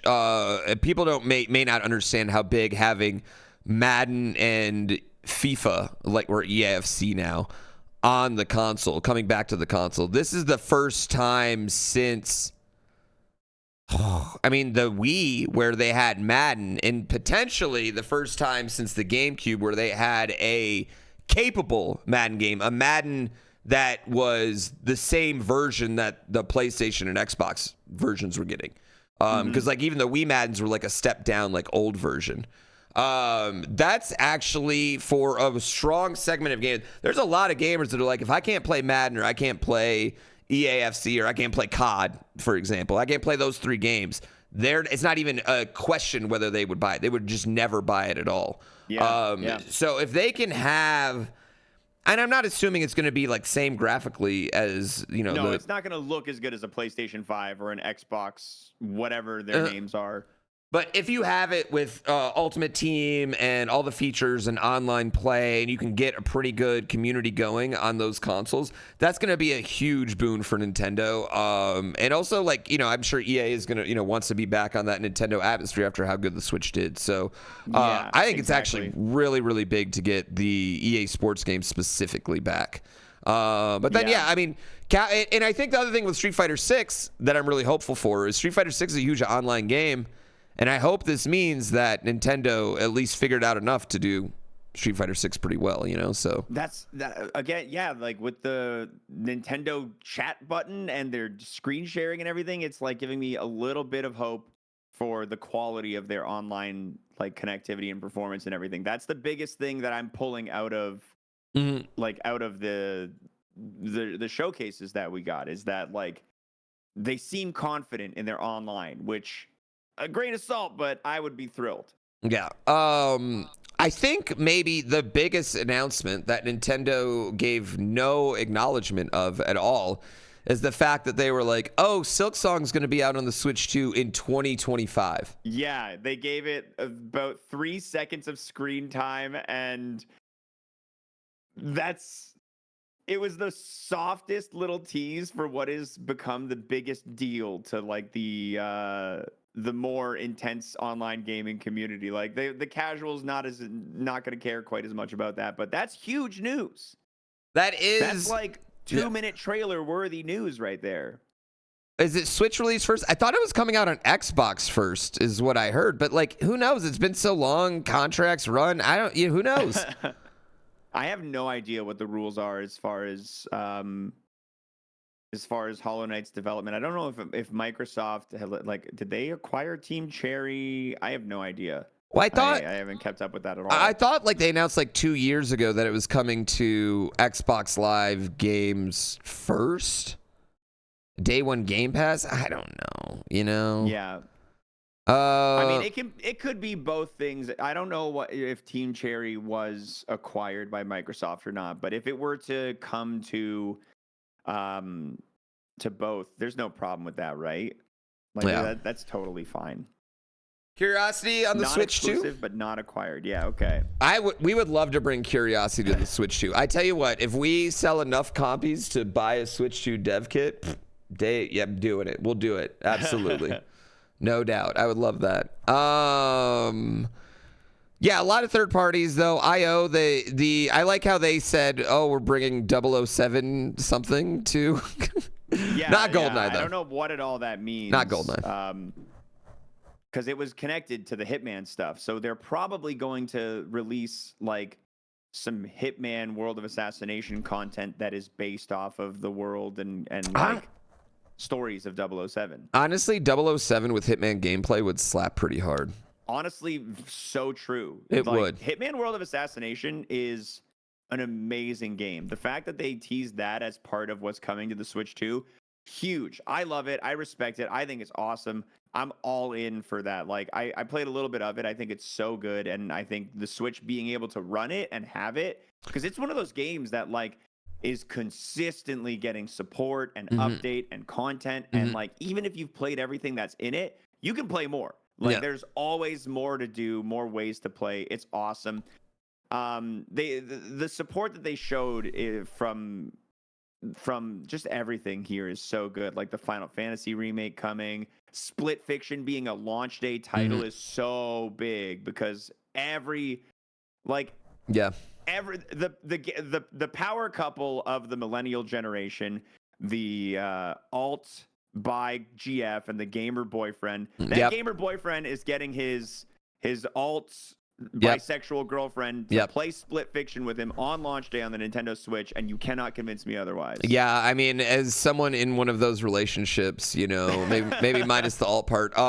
It is Split Fiction is a huge game, and also one copy of the game, 2 consoles. Exactly. Which is actually really clutch. That's really called out. I know. It was so embarrassing when I realized how much of that stereotype we were hitting, you know. I feel like there's going to be a lot of chat who resonates with that stereotype. Yeah. But also, I think one of the things that when they're showing off these third-party games, when I'm looking at Cyberpunk, Elden Ring might be the exception. Yakuza, they all look really good. They don't look like a shitty version of the PlayStation one, you know? Like Street Fighter 6 doesn't look bad. Amazing, but they don't look bad. No. And I think that's huge because a lot of, like with the Switch, when you got like that Switch copy, it looked like shit. Like Fall Guys on Switch looks like shit. It looked like shit. It loaded slow. No, the Switch copy of like it's a miracle that they even got those Doom games running on the Switch, dude. I couldn't believe that they pulled that off. Balatro lag. It runs great on my phone though. Runs great on my phone. All right. The big AAA that they talked about in that like wave in the middle though is obviously Koei Tecmo and Nintendo teaming up for another basically Zelda side story in the Breath and Tears universe. We're getting Age of Imprisonment. Yes. How did you feel about that? I'm not a Dynasty Warriors fan. I'm not a Hyrule Warriors fan. They're not like my type of combat. However, the thing that I really love and appreciate about the Hyrule Warriors specifically is they take these games and then they give us a hot bit of lore inside of those games with a nice side quest. And I think this one's going to be some of the most fun lore we can get because it's all like in the past Hyrule lore and they can really write whatever they want into that. So I think the lore is going to be fun. Job with Age of Calamity doing that, and they did it in such a clean way where in Age of Calamity they like just enough in there to be like, this isn't technically going to be perfectly canon, so we can write a happy ending, but it was still like you play through it and you're like, these are the events of the Calamity and how they happened minus this last like 10 minutes. Yeah. Well, to be fair, they could also do that with this one. They might just time travel us right. That. Yeah, they might just time loop us right over there. So this is basically a Zelda flashback part of Tears of the Kingdom fleshed out into Hyrule Warriors. Yeah, essentially she's in the past, and then there was a war that happened in the past. And you're going to play through that war, right? You know? You're going to play through the bad guy part. And having it having that be, because in Age of Calamity, right? The whole concept there was that, like, you know, Link fights in this war 100 years ago and then gets put in the Shrine of Resurrection, wakes up. This time, like, again, just like in Echoes of Wisdom, Zelda is kind of going to be our guide and protagonist of this game. And of course, the Warriors games, you control all sorts of different characters. You don't have to play as any particular one. You could play as Zelda in the previous one, but having her as kind of like the main, the first, and like the primary is really cool for this, because I feel like she kind of kicks ass in Tears of the Kingdom. And you know, knowing how Tears of the Kingdom plays out, and especially what happens to her, I'm really excited to play this game. Like, I'm with you on Dynasty Warriors games not really being my cup of tea, but Age of Calamity did enough with the combat to, I think, make it like challenging and unique and fun enough that I didn't feel like I was just spamming punch 100 times to kill 1,000 enemies. Like, I actually felt like I was being challenged in an exciting and cool way. So, like, this has me incredibly excited. I think this is, like, I really hope they do a revamped version of Hyrule Warriors Age of Calamity so I can replay it with a higher frame rate leading into this. Yeah, it looks like they got a bunch of different, they got a couple Zonai you can play as, then you got, you know, your group, you know, your Rito, you'll have one of each of the different races of that world you can play as for sure. Is the Zonai queen, is she just naked? Am I just staring at her boobies right now? Is that what's happening? She just looks like that. Okay. She just looks like that. Yeah. Can they take their masks off? Maybe. Who knows? Who cares? I'm imagining you're playing as all the people that, like, you... What do I want to say? You're ghosts. You're ghosts. Yeah, all those ghosts. Yeah. All the people from the... from the stories. Yeah, like the... I forget all their names, honestly. I don't remember their names either. They all had the same cutscene, which made them wildly forgettable. You know what I mean? Yeah, the Secret Stone Passers. Yeah, exactly. They're holding the Infinity Stones. You guys know. Sadly, you know what? Sadly, I don't. Even though Tears had way more story, I don't know if I cared about it as much as I cared about Breath of the Wild story. Now that I'm talking about it out loud. I think in the moment, I definitely was like all in, and then right now I'm like, I do kind of forget a little bit of how that shook out in some pieces. Like, the big plot points are pretty memorable, but yeah. The story of Tears was so pretentious. I don't know what that means specifically, but I love it. In the moment, best game ever made. In the moment, it was. But yeah, looking back on it, maybe I didn't like it as much as I was in the moment. The one thing I'll say about Hyrule Warriors is that after looking at the upgraded versions of Tears and Breath of the Wild, though, it's not aesthetically as pleasing. Not visually doing it for you? No. This is the only one that they showed off where I'm like, oh, this still looks like a Switch game to me. Yeah. I see what you're saying. Yeah.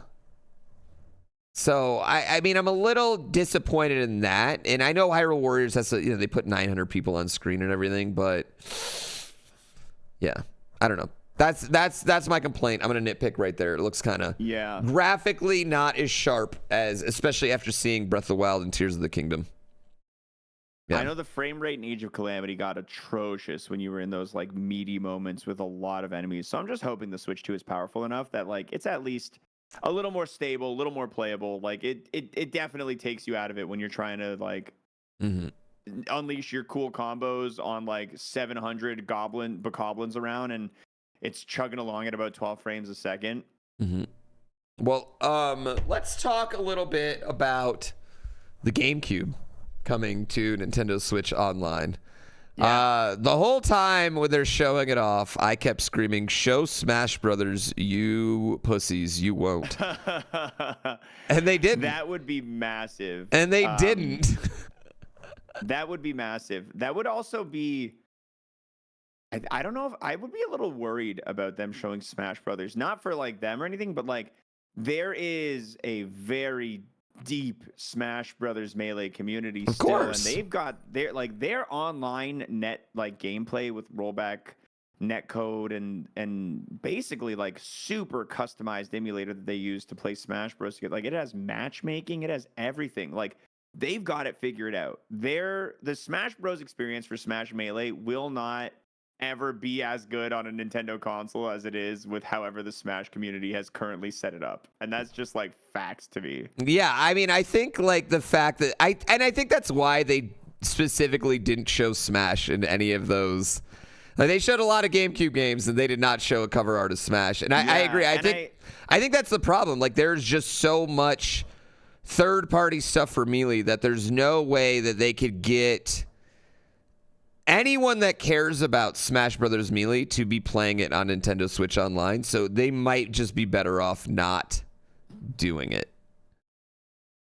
Yeah. And there's also the possibility that they're saving it, right? Like, you know, they could want to have around holiday time, or maybe leading into whatever new Smash Bros they end up announcing for the Switch 2. Maybe they're going to get to a point where they're like, oh, also Smash Bros Melee playable today, right? Like, that could just be one they're keeping in their back pocket for a future day. Yeah, and I agree. That would probably be the time to announce it, when you announce the new Smash. Yeah. However, we'll talk about that here in a little bit, I'm sure. Whenever the new Smash is coming, it might be a long time, or it might be without Sakurai. So, that would be interesting. We'll see. One of the two. He's definitely got his focus. His focus is already delivered to a particular title right now. So and that's actually something else that I thought was a little interesting.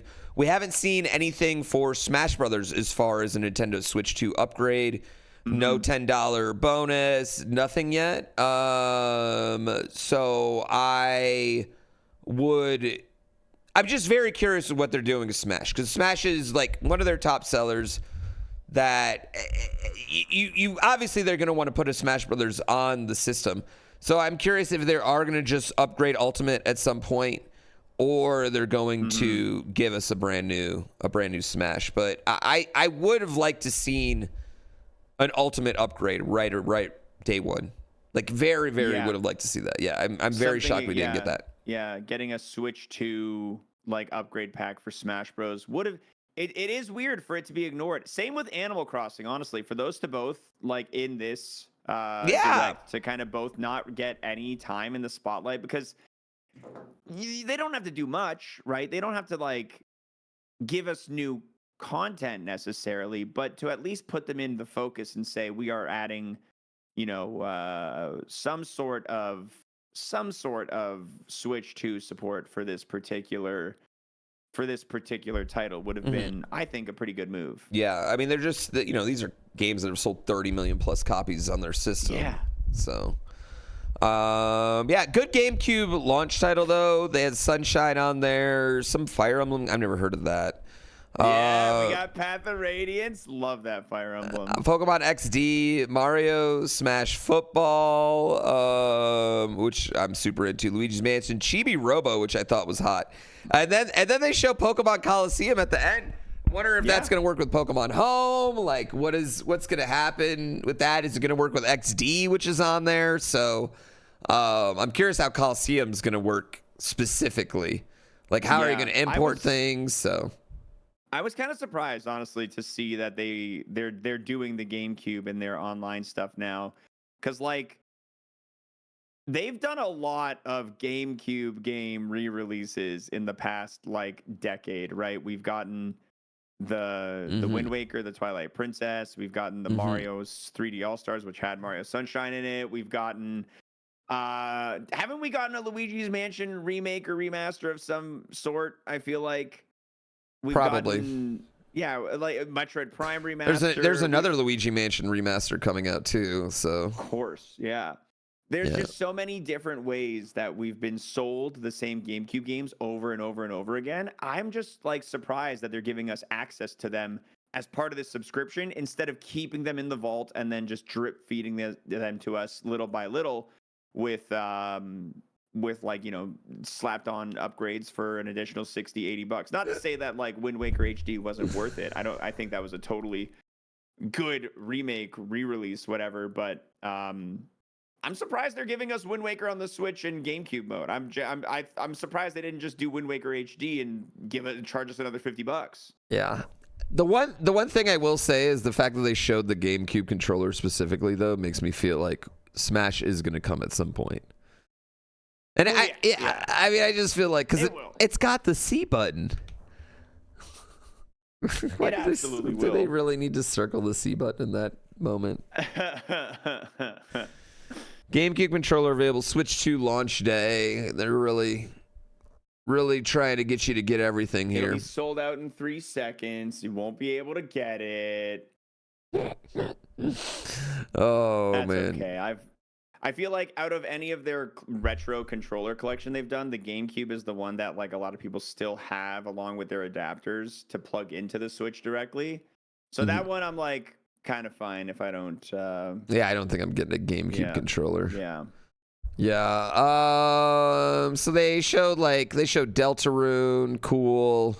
They showed Deltarune, but like that was really cool. With 2 new chapters? For just a second, okay. Because the 2 new chapters. Yeah. 2 new chapters. I think that's so cool. You know, like the just kind of the story and following the saga of Undertale, Deltarune, and Toby Fox. How, you know, he makes this indie game that becomes this cherished, beloved game, just for everyone, and manages to build a relationship with Nintendo to the point where he's designing and composing the music that's like in some of the most iconic moments in recent Pokemon games, to a point where now he's like a selling point of the new console trailers. Like they gave him more time. They gave Deltarune more time than they gave to Silksong, which is saying something, right? Like that's crazy. For Deltarune Chapter 3 and 4 to be getting their announcement during the Switch 2 launch direct is just so cool. And to be a launch title. Yeah. Yeah. Yeah, that's they went hard. You know what? I haven't played Deltarune yet, and I think this is going to be a wonderful time to do it. So I think there's going to be 7 chapters total. So I've played 1 and 2 so far. They're great. You'll love them. But I think once all 7 are out, I'm going to like marathon them because you can't play Deltarune. It's a demo.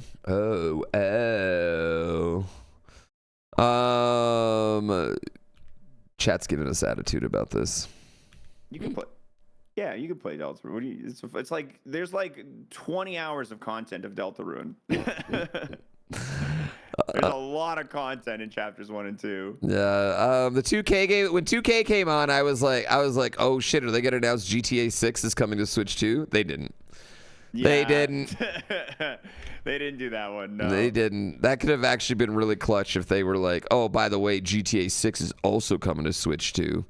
That would have been huge. But no, they just said NBA 2K is coming. So yeah, that additional wave of like more third-party support between Borderlands, NBA, WWE 2K. Are you excited about that? Yeah, sure. I mean, I would probably be more likely to play WWE 2K, like the story mode on the go, than I would at home. Yeah. Right now, yeah. Something that's more like, all right, I'm on a plane. Let's do this. Yeah, I mean, it's got a story mode. It's fine. It's good. You know, like, it's interesting. It's worth playing through, I guess. So, Enter the Gungeon 2. This is actually one. You know, it's funny. This froze for me during the trailer. In the US version, so I didn't get to see this one. I was already on the UK feed by this one, so I did see it, but it looks nice. Like it's kind of that weird thing where a lot of indie games that have that like really nice pixel art style for their sequels, they try to move away from it. But I think that this does it really well. Okay. Is he okay, or is he gonna hang out? Can he hang out up here? Oh, he's good. Okay, he knows what to do. All right. Do you see what I'm wearing? Yeah. Oh, my jacket and the pants. Oh, cute. No, not the pants. My son is gonna hang out downstairs alone till his neighbors come to pick him up. Right now to go to school, so it's a big deal. We're having a full moment. No worries. No worries. All right. Going back to though, Gungeon it doesn't make sense to me to do this. You have What do you mean? You have Elaborate. pretty pixel art, and it looks good. And then I think they make, when they go into this, like, I don't know, like Pixar type of animation, I feel like it just looks generic. You know what? I can see where you're coming from, but I think that there's a soft spot for the pixel art from the 30-plus-year-olds of us who grew up with pixel art. And I think they're going to appeal a lot more to newer generations and the art styles that they like with this. And I think, like, again, I think it looks so good. Like, it's out of any of the games that I've seen do this with their sequels, like recently Moonlighters 2, Wizard of Legend 2, and now Enter the Gungeon 2. These are all games that had amazing pixel art in their first move over to a non-pixel art, like a 3D model type gameplay. This one looks probably the cleanest of any that have done it so far that I've seen. Super clean. And I love it. It looks ambitious. It looks cool. And it just looks crisp and good. Yeah, it's it doesn't look bad. It doesn't, like, I'm not insinuating it looks bad. It looks very beautiful. The bullet casings all over the ground are fucking gold. Like, that shit's fucking gold. But I don't know what it is. It just looks more soulless to me. You think so? Maybe, and I might be alone, and it might be because I'm old. I can't say that I'm on the same page on that one. I think it looks really, really clean. I like it a lot. I like the visuals. I think that Let's have chat vote. They've taken it and done it really well. Chat vote. New or old? New Gungeon or old Gungeon? Purely graphic wise.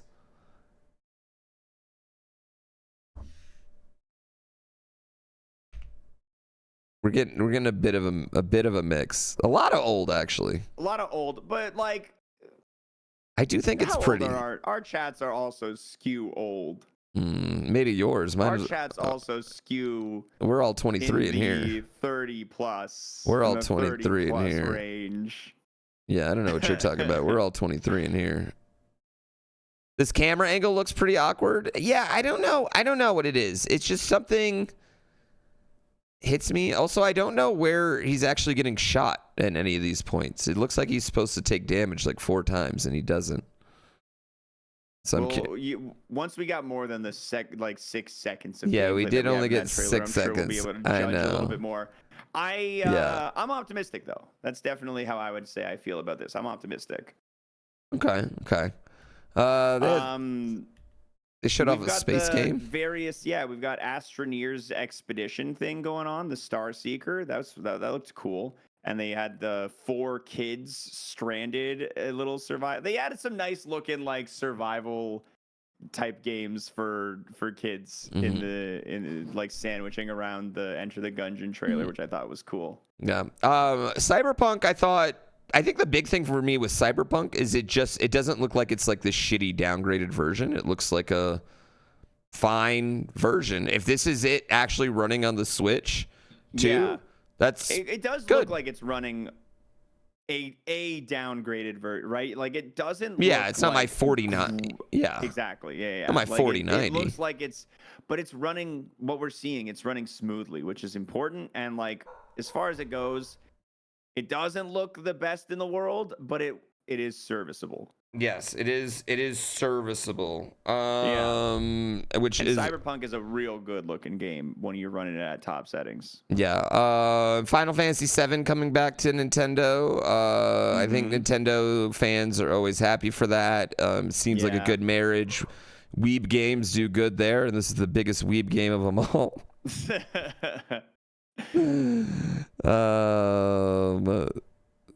So that's good. Let's see. Oh, we're getting to the 7 seconds of Silksong in the trailer here. The 7 seconds of Silksong in the trailer.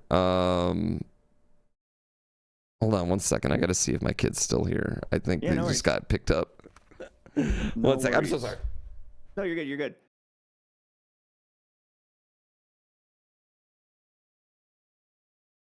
Yeah, this 7 seconds of Silksong in this trailer, honestly, it's not. We're not seeing much.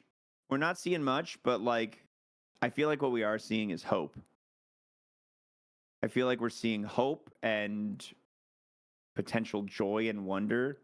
I'm interested in what this Good Night Universe game is. It kind of reminds me of Before Your Eyes, whatever's going on. Skybound Games. Who is Skybound Games? Skybound Games. Oh, they did do Before Your Eyes. Yeah, that checks out. Yeah, that checks out. Okay, great. I'm ready to have my entire heart broken all over again with Good Night Universe, whatever they're doing with this one.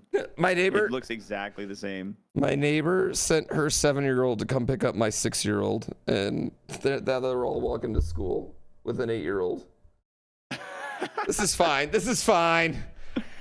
This really is funny. Fine. My wife set it up. It's fine. You know what's funny? If this is the 90s, none of that would be even crazy. Yeah, it doesn't seem the most unreasonable to me. It's one block. It's one block, and the kid. I know. I've walked it with you. You've walked it with me. Yeah, I know. I think it's gonna be fine. That's funny. The opening to Jay and Silent Bob. I know. Well, if he comes home with a wad of crack, I'll know why. So. Just slap that GPS tracker on him. No, I'm not giving him a phone or anything. Just put an AirTag in his backpack. Yeah. All right. One thing I do want to talk about. Okay. Hollow Knight Silksong. Yeah. I don't think now. I don't know enough about Hollow Knight and its trailers. I'm sure the Silksong Reddit is going crazy right now. But can someone tell me, is this new footage we're seeing? Is this new footage of Silksong we're seeing? That's a good question. It is literally like 7 seconds. Not even. It's like 3 seconds. It is so short of time. It is new footage. Okay, the Reddit imploded. This is all new footage on here. Nothing about it makes me. Nothing about it looks any different than Hollow Knight. It's literally 2 jumps and one like special move. Yeah. Which they showed in Hollow Knight. One special move. Yeah. So, I mean, I'm excited for Silksong to come out. I loved Hollow Knight. Right. I'm worried about it. I feel like it's been built up for so long and so much that whatever it's gonna be, people are gonna be let down by the end because it's just turned into this thing that everybody's like talking about and waiting for. I just don't know how you improve upon like the Metroidvania formula so much where not that it doesn't justify a sequel, but that it justifies the like ridiculous rabid hype for the sequel. Yeah. You know? Metroidvanias have not slowed down in being awesome since Hollow Knight, right? Like we've had a new Ori game since Hollow Knight. We've had God, I couldn't even list how many good Metroidvanias we've had since Hollow Knight. So Hollow Knight Silksong, I feel like is gonna come out and it's gonna be like it's gonna be great. It's gonna be great. It's gonna not match this like unmeetable expectation that the hype has left for it. Sure. I think a big of the problem.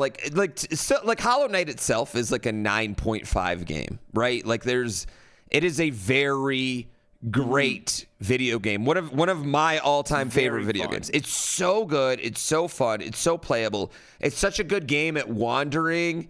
Like you can wander in the same spot 3 times, and then you finally find the way. Some like magically. It's just like a very, very perfect Metroidvania game. And what's also really fun about it is like the way I played it is probably different than the order you played it in. You know what I mean? Sure. Yeah. There's not many, and I'm not sure what Hollow Knight or what Silksong can even do to improve upon that formula in any way. I just don't know. I don't know what we could get to improve upon the formula other than just giving us more of what we had in Hollow Knight, just more of it. And I don't know if that's going to justify people's rabidness. You know what I mean? I'm worried that a lot of people are going to play through Silksong, finish it a week later and be like, huh, you know, even though it's great, it's incredible, it's just as good as any of them. But I don't know. I just don't think it's going to live up to any. I just don't think it's possible to live up to that hype. Yeah. But I do think when it does come out, I'm going to have a good time with it. Oh, yeah. I think it's going to live up to my hype. Absolutely. Yeah. I don't think it's going to live up to the general hype. Yeah. Yeah, we'll have to see. We'll have to see where it goes. I feel like for everything that Silksong is setting itself up to be with these last like 10 years of anticipation, is that how long it's for been? it to get a date in this trailer, if that date ends up being real and adhered to, then I am excited for the year of 2025. 2025 is fitting to be like a really insane year of gaming in general. I know, yeah. I mean, especially if we're getting GTA 6 this year. If we get GTA 6 this year, that's so wild. Curiosity, GTA 6, Silksong. I mean, just massive games, massively anticipated games here. Yeah, absolutely. One game that was shown in this little like barrage of games, Fast Fusion, which it's got like that F-Zero vibe to it. I just like this game. I like their Fast RMX that was also a Switch launch title. It was like one of the only games you could buy on launch for a Switch. So I did buy it, and it's nice to see the devs still kicking and making games. I was happy about that. One thing I will say, I did think all of the third-party games didn't look as good as like first-party games. Like, well, and I think that's such a common thing. It's such a common thing, and I wish Nintendo would specify the help that these third-party game makers need to. Fast Fusion actually looks really great, though. I will say, Fast Fusion does look really pretty. Fast Fusion does look pretty. Yeah, Fast Fusion does look pretty.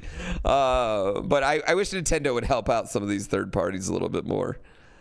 Oh man, we've been getting the drip feed of Professor Layton over for the last while, but getting it in this, getting it in here was awesome, dude. Oh, I'm excited about it.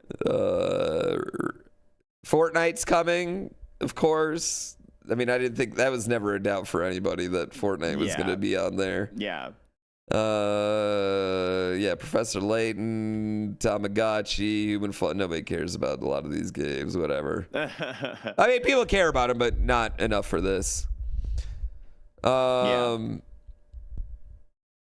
the Miyazaki game. Okay, first of all, they showed this part right here, the beginning. Let's get the beginning. The dude's sitting, lounging in his chair, and what's funny is someone said, "Is this FromSoftware?" And I said, "There's no fucking way it's FromSoftware." I thought it was like Castlevania for a little bit. I thought it might be Castlevania, like this is a Richter or Belmont or something. Castlevania was said in my chat very early on too, and I was also like, yeah, maybe that could be what we're seeing here. We could be getting into a Castlevania type situation here. Yeah.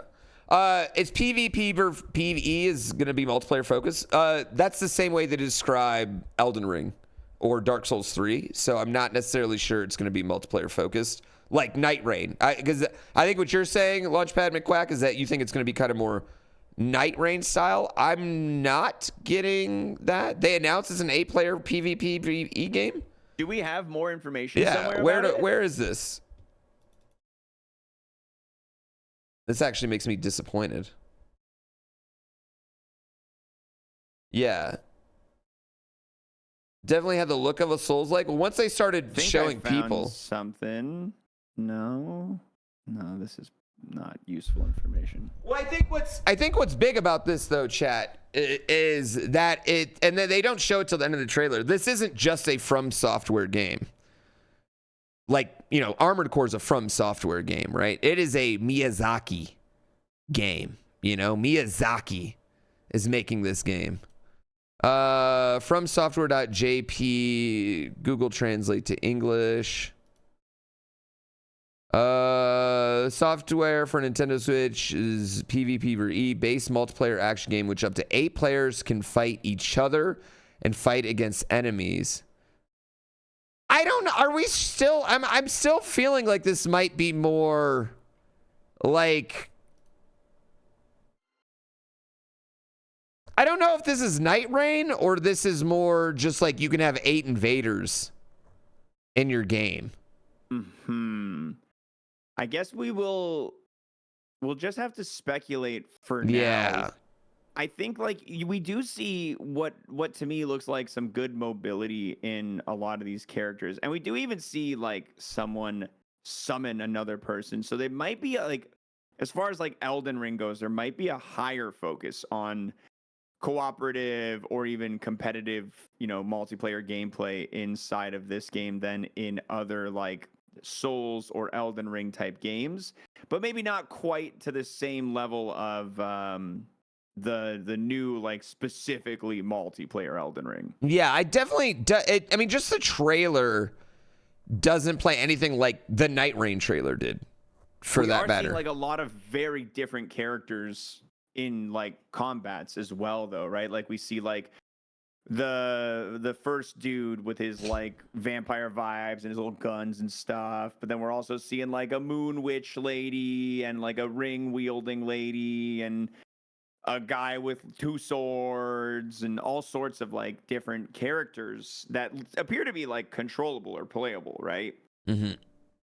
And whether those are like personal like avatars or characters that you create that are just like geared out, or if they're like characters you select, is kind of like unknown. But yeah, the vibe of it, we'll get back to gameplay. The vibe of it is absolutely Bloodborne. Like this to me looks like they, for whatever reason, Sony could not get Bloodborne 2 made, and Miyazaki took these ideas and was like, cool, I'll do it over here. It looks really cool. This is such a power move, man, from Nintendo to get this exclusively on the Nintendo Switch 2, because they like, if there's a thing that Nintendo doesn't struggle with, it's having good exclusives, right? Like Nintendo is the exclusive king because they have the IPs of 30 years of insanely good and iconic game franchises. But to take something that is so non-Nintendo and make it an exclusive on their platform is what a power play, man. Do you know what this reminds me of, actually? And I don't know if you remember this, when the GameCube announced that they were going to be the exclusive Resident Evil place. Way back when. Yeah. That, you know what? That I didn't know that was a thing, actually. I never really thought about it. Yeah, that was... Yeah, Resident Evil 4 did release on the GameCube when really the PlayStation 2 would have been the place for it. Yeah, it was... yeah, for a while, GameCube had... Like, Resident Evil 0 and 4 both launched on GameCube first. And it was like they had an exclusive deal with it for like 5 years, which was crazy. But yeah, just having a...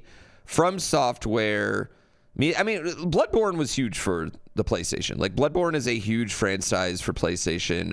It was a huge game for PlayStation. Very well loved. Sold well. It was a reason to own a PS3, you know? So I have to feel like this is going to hit a large group of gamers that weren't planning on buying a Switch 2 is now going to think like, well, I can't miss the next Miyazaki game, right? Yeah, I need to have the next Miyazaki game. Right, and like they get the added bonus of having access to every other Nintendo exclusive. So like whatever friction there might be from stopping like maybe a more adult or serious gamer from buying the Switch 2, I feel like this is probably the game that's going to sway them to be like, you know, all right, well, when this game comes out, it'll be worth thinking about picking up my Switch 2. Yeah, this one was... And then they can get their Mario Kart along with it. Yeah, this one was such a general shock to me. It was a shock to me, and like a very big stamp. You know what I mean? I know they have a 3D Mario. They didn't show it today. And I think they were probably comfortable not showing it because they had something this big. I think this was so huge and clutch for them. And it's hitting a different type of... The gamer that isn't you or me. This is hitting, you know, Ain Runs, little Aggies of the world. You know, that type of group. You know, that little crew that we hung out with at Kaizo Coliseum that doesn't play any Nintendo at all. You know, the Lobos of the world. Now, all of a sudden... They have to buy a Nintendo console. They're going to buy Mario Kart. They're going to buy Mario. They have it, right? So they're going to buy these games now. So I think it was actually just a huge, huge exclusive. And mine is getting GTA 6, probably the biggest thing Nintendo could do for their new console. Yeah. Honestly, like, we still have a little bit more to cover, but the entirety of this announcement trailer has gotta be, as far as a console announcement and a launch lineup, the strongest maybe ever. It's pretty good. This was the PlayStation 5 had shit all for launch, right? Like the Xbox, who even knows what they do anymore? I have no idea as far as are they in the console everything's business? Playable, yeah, everything's playable on PC, and their whole new thing is everything is Xbox, whatever. I can't think of another console that had a launch this like kind of jammed with so much, like just so much for so many people. One of the characters is literally the make contact gesture from Bloodborne. I mean, but that, to be fair, FromSoftware does that. They just use the same shit over and over again. Like there's Dark Souls enemies. The lobsters are in Dark Souls and Elden Ring both. You know what I mean? Yeah. Now, is that because everything in FromSoftware world is all one cohesive world? Maybe. Or just because they're lazy? Also maybe. Whatever. You know what I mean? They probably just have it's just like a thing they like a calling card almost. Yeah. Maybe. Yeah. The one thing I'll say is it definitely doesn't look like as pretty as like current Elden Ring does. But sure. I just don't think that matters at all. I mean, it does look beautiful. It looks like everything you want and expect from a FromSoftware game.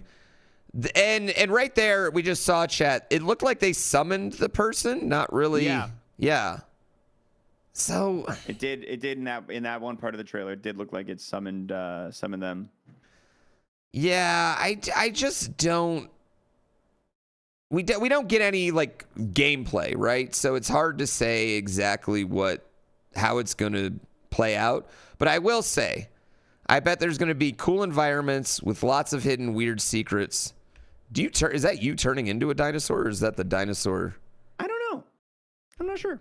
Is that you? But I will think it's safe to say it's going to have cool environments with some secrets and really big boss fights. I think that's you turning into a dinosaur.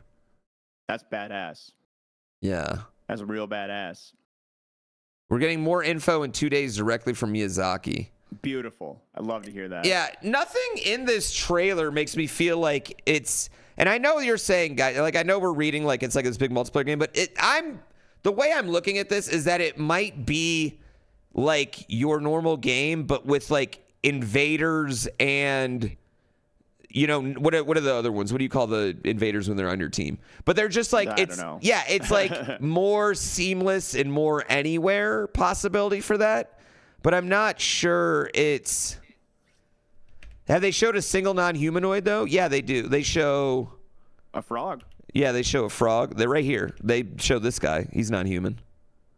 I will say that. I was thinking of that. I was like, wow, these are a lot of human monsters. But, like, there's a very Bloodborne-esque dog boss thing. That guy definitely did morph into that dinosaur. You're right. Yeah, he morphs into the dinosaur.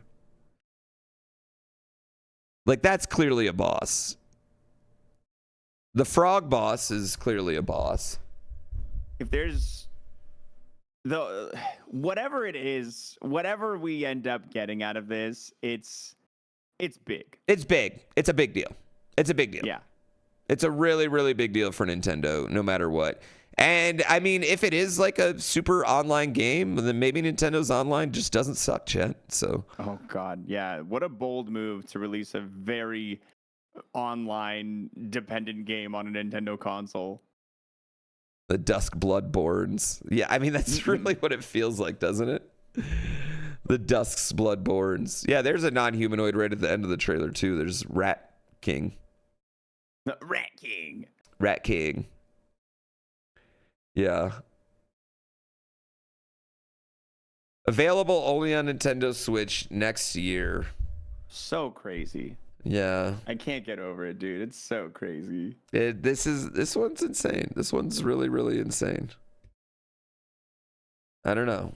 I don't know what else to say about it. Just having a Miyazaki game is it's a really big deal. Yeah. No, I think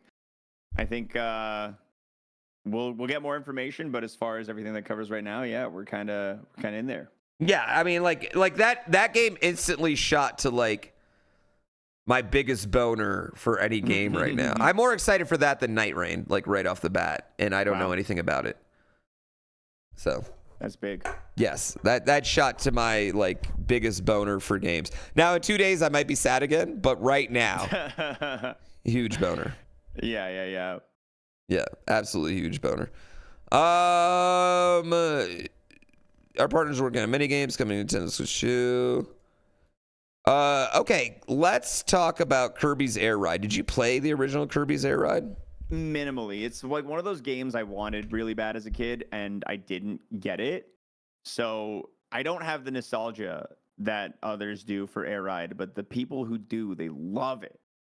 I've never played it. I've literally never played Kirby's Air Ride in my life. Kirby's Air Ride was sick. What's so great, isn't it? What's funny is when they first showed this, I was like, oh, they're like Diddy Kong Racing Kirby. And then I was like, oh, it's Air Ride. But I don't, like, why do we need this, chat? Can you explain to me why we need this? What I said when we were watching it was like, great, so we've got Mario Kart and Kirby Kart for the Switch. Yeah. Like, it is kind of like we're getting very, very much in like close to the launch, like two games that fill a very similar need, right? Well, this game isn't coming out at launch. This is a deep. No, this will be a little bit. It's nice to get that, like, you know, this is what Sakurai is working on, especially with him being behind the original Kirby Air Ride. It's cool to see. Like, part of me wonders, like, are we getting this because it was his, like, he wanted to? Like, definitely. Was it him who made the decision that I want to do this again? 100%. Did Nintendo come to it? Yeah, because, like, I think if Nintendo could have it their way, he'd be working on another Smash game right now. Yeah. Absolutely. This is Sakurai wanted to make this, and Nintendo, you can't say no to that, right? Like, he's earned that freedom to do that. You know, this is his motivated game. He's probably had an idea for this since the first one came out. He's probably had an idea to how to make that. Because, I mean, that's how it is. You release one game, and you're like, oh, my God, I can make this game perfect with a sequel. The way the trailer started, you half expected it to be a Smash game. I thought the way the trailer started, it was going to be the upgrade. We were going to see the upgrade for Smash is what they were going to give us right there. Yeah, that's what I was thinking. Yeah, because, like, Kirby, because Sakurai is Kirby's dad and he's behind Smash, he gets a lot of, like, frontline coverage when it comes to Smash. So I thought that'd be a great way to do it. Yeah. You'd rather have a Star Wars Episode 1 race or remake? Well, guess what? That already came out last year, dude. You didn't play it, did you? I like that one of these guys is racing a fridge. I like that, you know, Kirby's got his star and another guy's just riding a fridge. Just riding a fridge, you know? Yeah. I'm sure that's aerodynamic right there. I'm excited. I'm excited because I missed out on Air Ride as a kid.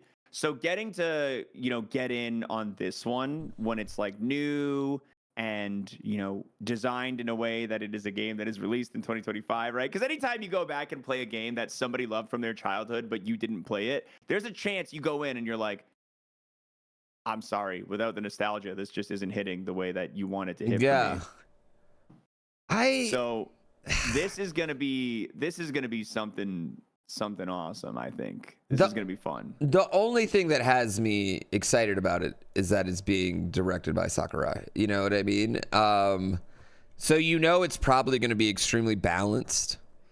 You know it's probably going to... It's going to be well-made. Yeah. Well, it's going to be a well-made game. I have no love for the Kirby IP. Like, it just doesn't hit for me at all. I don't care about it or any of the characters. So that doesn't really, like, that doesn't sell it for me. And it's just like, I don't know, in a world where we have Mario Kart, it's hard. I don't know. I am happy for everyone that's happy. Me personally, chat, not slapping for me. That's fair. It's fair. They're going to hate you for it, but it's fair. You know what? Some of the greatest people in the world were hated for their correct takes, all right? Martin Luther King Jr. died with a 12% approval rating, okay? So and he hated Kirby. And he also hated Kirby. Yep. Yeah, I'm not saying that I'm the Martin Luther King Jr. of Nintendo hot takes. But you're getting a little close to saying it. Let's move on to the next one. I don't even know what you do in Kirby Air Riders. I don't know, You ride on the star. It's cool. Do you think that the general world was happy when they saw his name or sad when they saw his name because that means Smash is either not being made by him or really, really far out? I think excited. I think they're excited. I think people really love those Air Ride games, man. I think it's I'm seeing, dude, I don't know if I've ever gotten hate like this, you know what I mean? Yeah, and especially like the game is coming out this year. Like it does say 2025. So it means that he did it. It's basically done by this point, right? Like they've got to be close to finishing with how long a game takes to make, right? So that also means that whatever his next project is, he'll be moving on to it shortly. I still don't think he's going to make Smash again, chat. I don't think he's going to do it. I know they want him to make Smash. I mean, that might have been the deal. They might have been like, all right, you make your little air ride, and then you give us a Smash.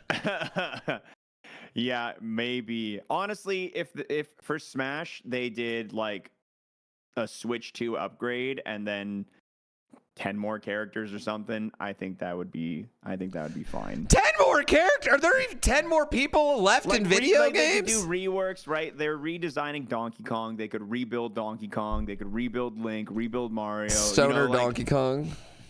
Movie Kong. Keep the Smash Bros foundationally the same and just change some characters around and like redo stuff.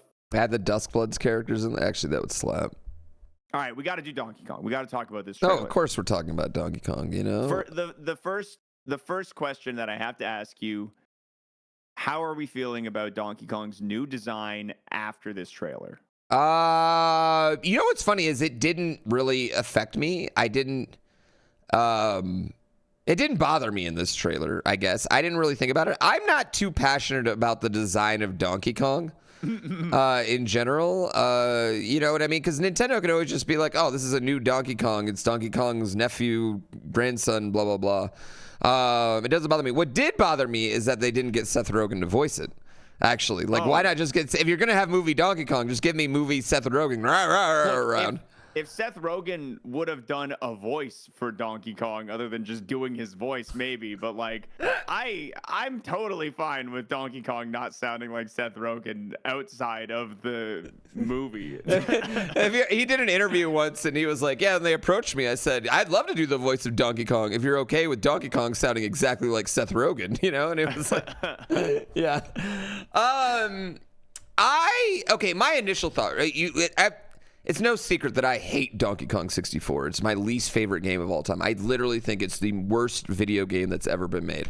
And that's not even a thing. I think that there's video games that are actually play worse. I think Donkey Kong 64 is the pinnacle of mediocrity to the point where you just don't care so hard. I just don't like it. I wasn't excited at first.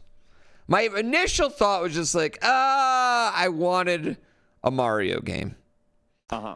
And then he starts smashing up the ground and going underneath the levels. And then I'm thinking, okay, there's something here. There is this. What I'm imagining is that this started off as one of those like really fancy tech demos where they're like, look at a destructible environment here in our Nintendo engine, right? look at all the things we could do with this in a Zelda game, in a Mario game, but it'll first fit in a Donkey Kong game, right? And it's kind of, to me, like, this is the game that they're showing off, like, the next step in that Nintendo engine, and that next step is completely destroyable environments where you can have underground tunnels and everything else. Because it does look like it's running on that same Mario Odyssey Tears of the Kingdom engine. Yeah, they definitely use that same, like, Nintendo's in-house engine they're using and retooling and for all their stuff, for sure. The thing, like, about everything in this trailer, like, to me, like, everything about it, like, just looks like Mario Odyssey, and I say that with nothing but joy. Like, it looks like it controls so smoothly. Donkey Kong looks like he moves around so in, like, such a fun way. And yeah, like, whereas in Mario Odyssey, it was about, like, carefully carving your path by, you know, jumping around and, you know, being precise on platforms and stuff.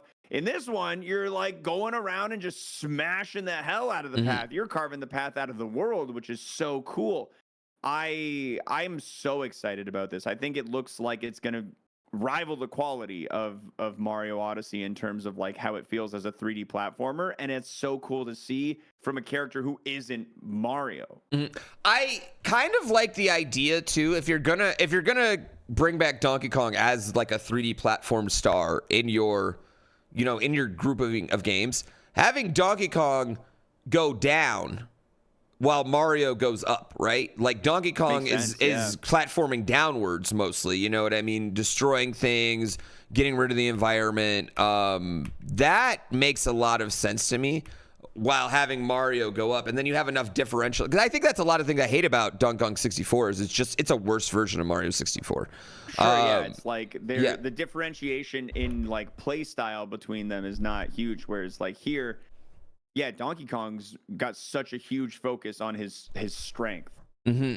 Yeah, I agree. The pants I don't like. The long pants is a little weird to me. The suspenders. They're kind of growing on me, honestly. I don't hate it. I don't know. It's a little weird. Do we get any shots as Diddy or Dixie? Do we get any other Kongs in here at any point? I don't think we saw Diddy or Dixie. We did see some monkeys, like enemy boss monkey kind of guys. Yeah, is that Diddy right there?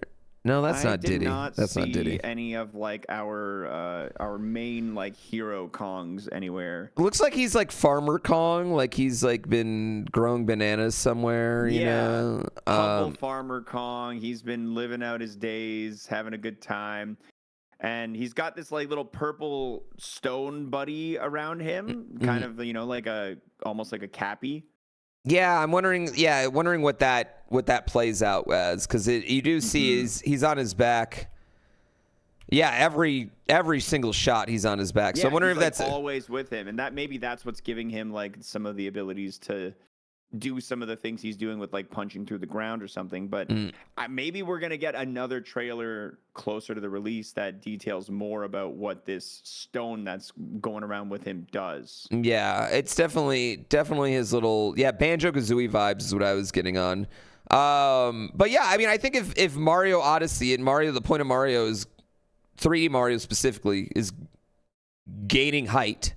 Right? I like the idea of this going very underground and being more destructive and hopefully more combat focused. I hope that we have a little bit more combat than you get in your Mario 3D games as well, because Donkey Kong's got that.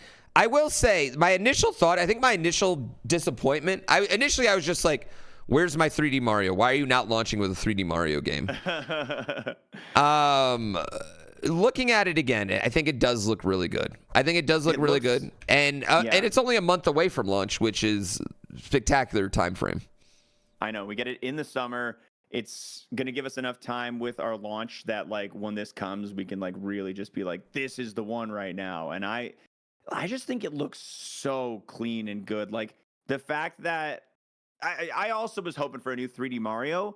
I might even be more excited about this. This is like I didn't know that I wanted this, and I want this because, like, I don't love 3D Mario because it's Mario. I love it because it's an incredibly high quality 3D platformer. Yeah. And this looks like another version of that, which is just, if we're going to be getting regular, more good 3D platformers from Nintendo, like in the same, open world and big style as Odyssey, then like, I'm down, dude. I'm so down. Yeah, I'm curious if this is going to be a hub world. Are we going to, be destroying our way to other worlds? Because it kind of looks like, you do like this one trailer where he does like this big shot down and then he ends up in a new world.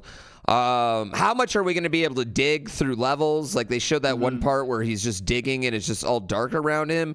How are we going to guide our way around that? Are you limited on how much you can do? Can you go underground the entire level? There's tons of questions still, obviously. They see him climbing up the mountain. Can you just go through those mountains instead of going over them? Yeah. There's just a bajillion questions about how that's going to play out. But I think just the massively destructive environments has me not just excited about this game, but I'm more excited about the potential for what it's going to mean for the next generation of these Nintendo 3D games that use this engine. So yeah. It was such a pleasant surprise because we had those rumors going around like years now that the Mario Odyssey team was working on a Donkey Kong game, and like this has to be the fruition of those rumors. And the idea of that just like gets me so excited. I'm gonna love this game. I know it. I know for a fact I'm gonna love this game. You know for a fact you're gonna love this game? For a fact I'm gonna love it. For a fact? Indisputable fact. I'm gonna love this game. Indisputable fact. I worry this is gonna be a game I'm gonna play 80% of and then just wake up one day and be like, I don't feel like playing this today. No, I'm 100% in this thing for sure, dude. I'm gonna be nitpicky here and say it's like something about the colors throwing me off a little bit. The amount of like purple, orange, bright yellow mixed with the dark. I don't know what it is, but it's not. I don't think the environments are hitting for me the way they are for you. I mean, it looks foggy. That's crazy to hear, honestly. I know. I'm nitpicking my colors. Yeah. I think it looks so good. I think the colors I think like the worlds just look like a continuation of what we got in Mario Odyssey. Yeah, like the same kind of like, you see like the grass looks similar, the snow area looks similar, the desert area, apart from, obviously having its own twists and differences compared to what we saw in Mario. But like the colors are vivid and the environments like all kind of look a little bit nice and cool and different and unique compared to each other. And yeah, the like golden flecks of whatever these ores are getting splashed around is like super satisfying. I think maybe I'm just being a big giant hater. It's completely possible. So good. I'm a big giant hater. So it's possible. We can't rule it out. Anything is possible here. I like his ground pound where he just punches straight down. I think that's a really cool looking move for him too. Instead of stomping, like he punches down, like that's cool. Yeah, I am like, I want to know how much I can break. Can I destroy this entire level? Can you destroy the level where you can't beat it? Like, I am very curious of how that's gonna work, how that's gonna play out. Mm-hmm. How much trouble can you get yourself into? I'm sure they figured it out. They're Nintendo. If there's. After Tears of the Kingdom, there is no technological question in a game that they can't figure out. No, no doubt. Yeah, how much of digging a hole is this game about? Yeah, is this gonna remind me of digging a hole? Because that's really what I'm looking for. Yeah, I just like digging a hole. Okay, I'm gonna give you my last hot take about this console. I think the box is way too similar to the original Switch box. I actually think it should be look drastically different than the original Switch box does. Coming. Yeah. And not. I don't think we're gonna have the Wii U situation with this. No, they've got the big fat 2 on there and on the controller on there. Like it's very clear that this is the Switch 2. But it's still like the red box. the same, like the way that the Joy-Cons like disconnected. Like I just think it's a little too similar. That I don't think it's going to be a mass problem like the Wii U was, but I think it's definitely going to have a few grandmas buying their grandkids the wrong con. I just got the cheaper one. What do you mean? What? I didn't know you wanted the Switch 2, honey. I thought the Switch 1 was just as good. It had the same box, you know? Yeah. Yeah. I don't think there's anything about the box that's going to affect Nintendo in an adverse way of like people not under, anyone who wants the Switch 2 it's not a confusing situation. It's very clear that it's a new console, that it is the number 2. It does look boring. The box is boring and it looks like the Switch 1 box, but I don't think it's going to be a problem, but I would like I like when the box looks cool. Hear me out. The Switch 1 box is longer and it has the colored Joy-Cons. Now, I'm not saying it's going to be a problem, but I could definitely see there being confusion from the casual audience about which one to buy. That's all I'm saying. I think it's definitely possible. I wish they would have at least like changed the red to white or black or something. You know what I mean? Just because having the red box as well with the same logo, just with a 2 next to it, and it's very similar. The 2 is the biggest thing on there, though. It is very big. And not only is it on the box, like in the corner, it's also like in the middle of the controller. They even have the same bloom, though. Yeah, but they have the same bloom on the screen. Yeah, they are using the same weird bloom on the screen. Weird that they don't just like put a game on the screen. Yeah. I do agree with that. I do agree. I think it would look cool if the box had switched up and looked a little bit different. Like it looks a lot, like even in shape, a lot like the OLED box. Mm-hmm. It does. They went with familiarity, maybe went a little too far. I think that I like keeping that, but I think that's something like PlayStation's been really good about, though, is their packaging looks different. Their packaging is always unique. Yeah. While they still keep that same like classic PS logo, like the PS2 logo is different than the PS3 logo is different than the PS. You know what I mean? They still have that kind of switch. I know I said switch. Switch it up a little bit. Yeah. I think that could potentially hurt them a little bit, especially when you're talking about like upgrades and everything. Those things start to get confusing for people. Yeah, I mean, I think it's possible. I don't think it's a big worry though. I think we might be a little more aware of the risk of it after the Wii to Wii U. Yes. But with this one, especially with how big the Switch 2 is going to be, and especially with like, it is a very clear next name. Like you could even say like the 3DS and the DS. Like the 3DS was like confusing in the way that like a mom or grandma could think, oh, it's just like your DS, but it's 3D. No, grandma, this actually plays different new games that my old one can't play. This one is, oh, this is a Switch 2. Like that's not very confusing, I think, to the majority of non-gamer consumers. Yes. Yeah. It's interesting. Get mom, give me the one with the C button.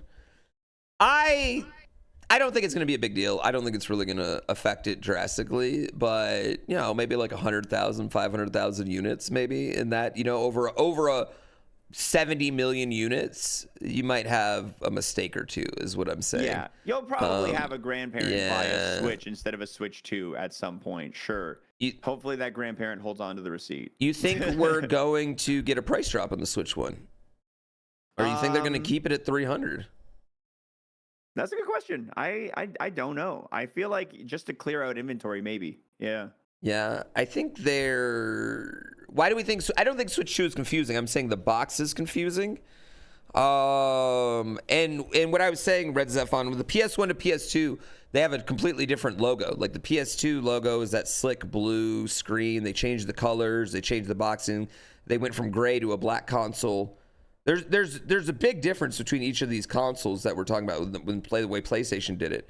For instance, I don't think Xbox 360 to Xbox One was super smooth. I think Xbox One to Xbox S and X has been horrid, right? Oh yeah. That Terrible. one's been horrid. Absolutely atrocious. Yeah. Yeah. Especially because they had an Xbox One X. Yeah, exactly. So I just think that I'm not talking about us. I think there are grandmas out there that are going to be getting out there that the kid's going to ask for a Switch 2 and they're going to go and they're going to see these two boxes and think they're the same, similar things but different SKUs. You know what I mean? Mm-hmm. So. Yeah, I don't understand the Xbox naming either. I don't know which Xbox better than the other one. This is my job. The X is the best one. Is it?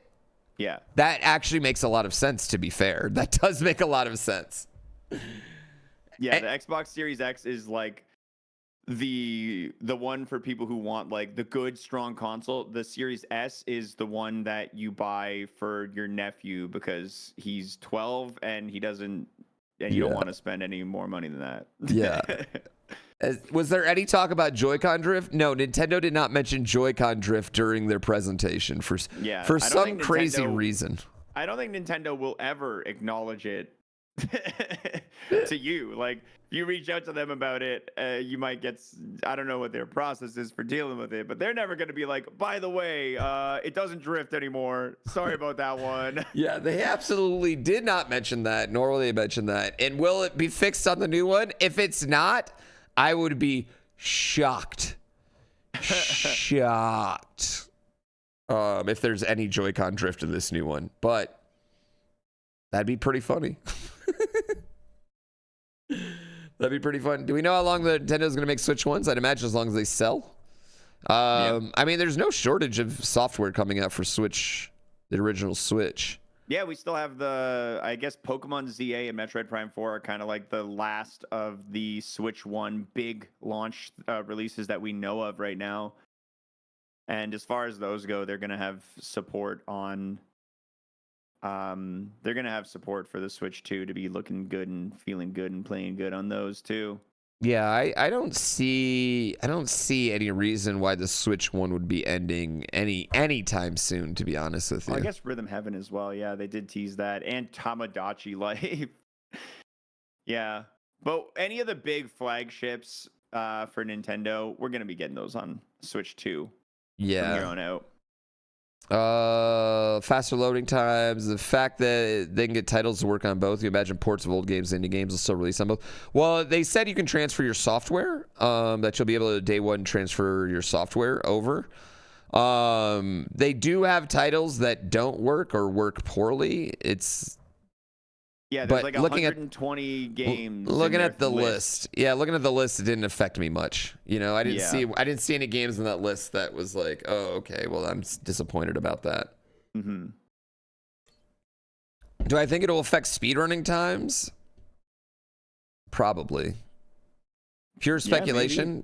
Breath of the Wild and Tears are very load dependent speedruns already. They already run like Breath of the Wild runs faster in Wii U, or did run faster in Wii U.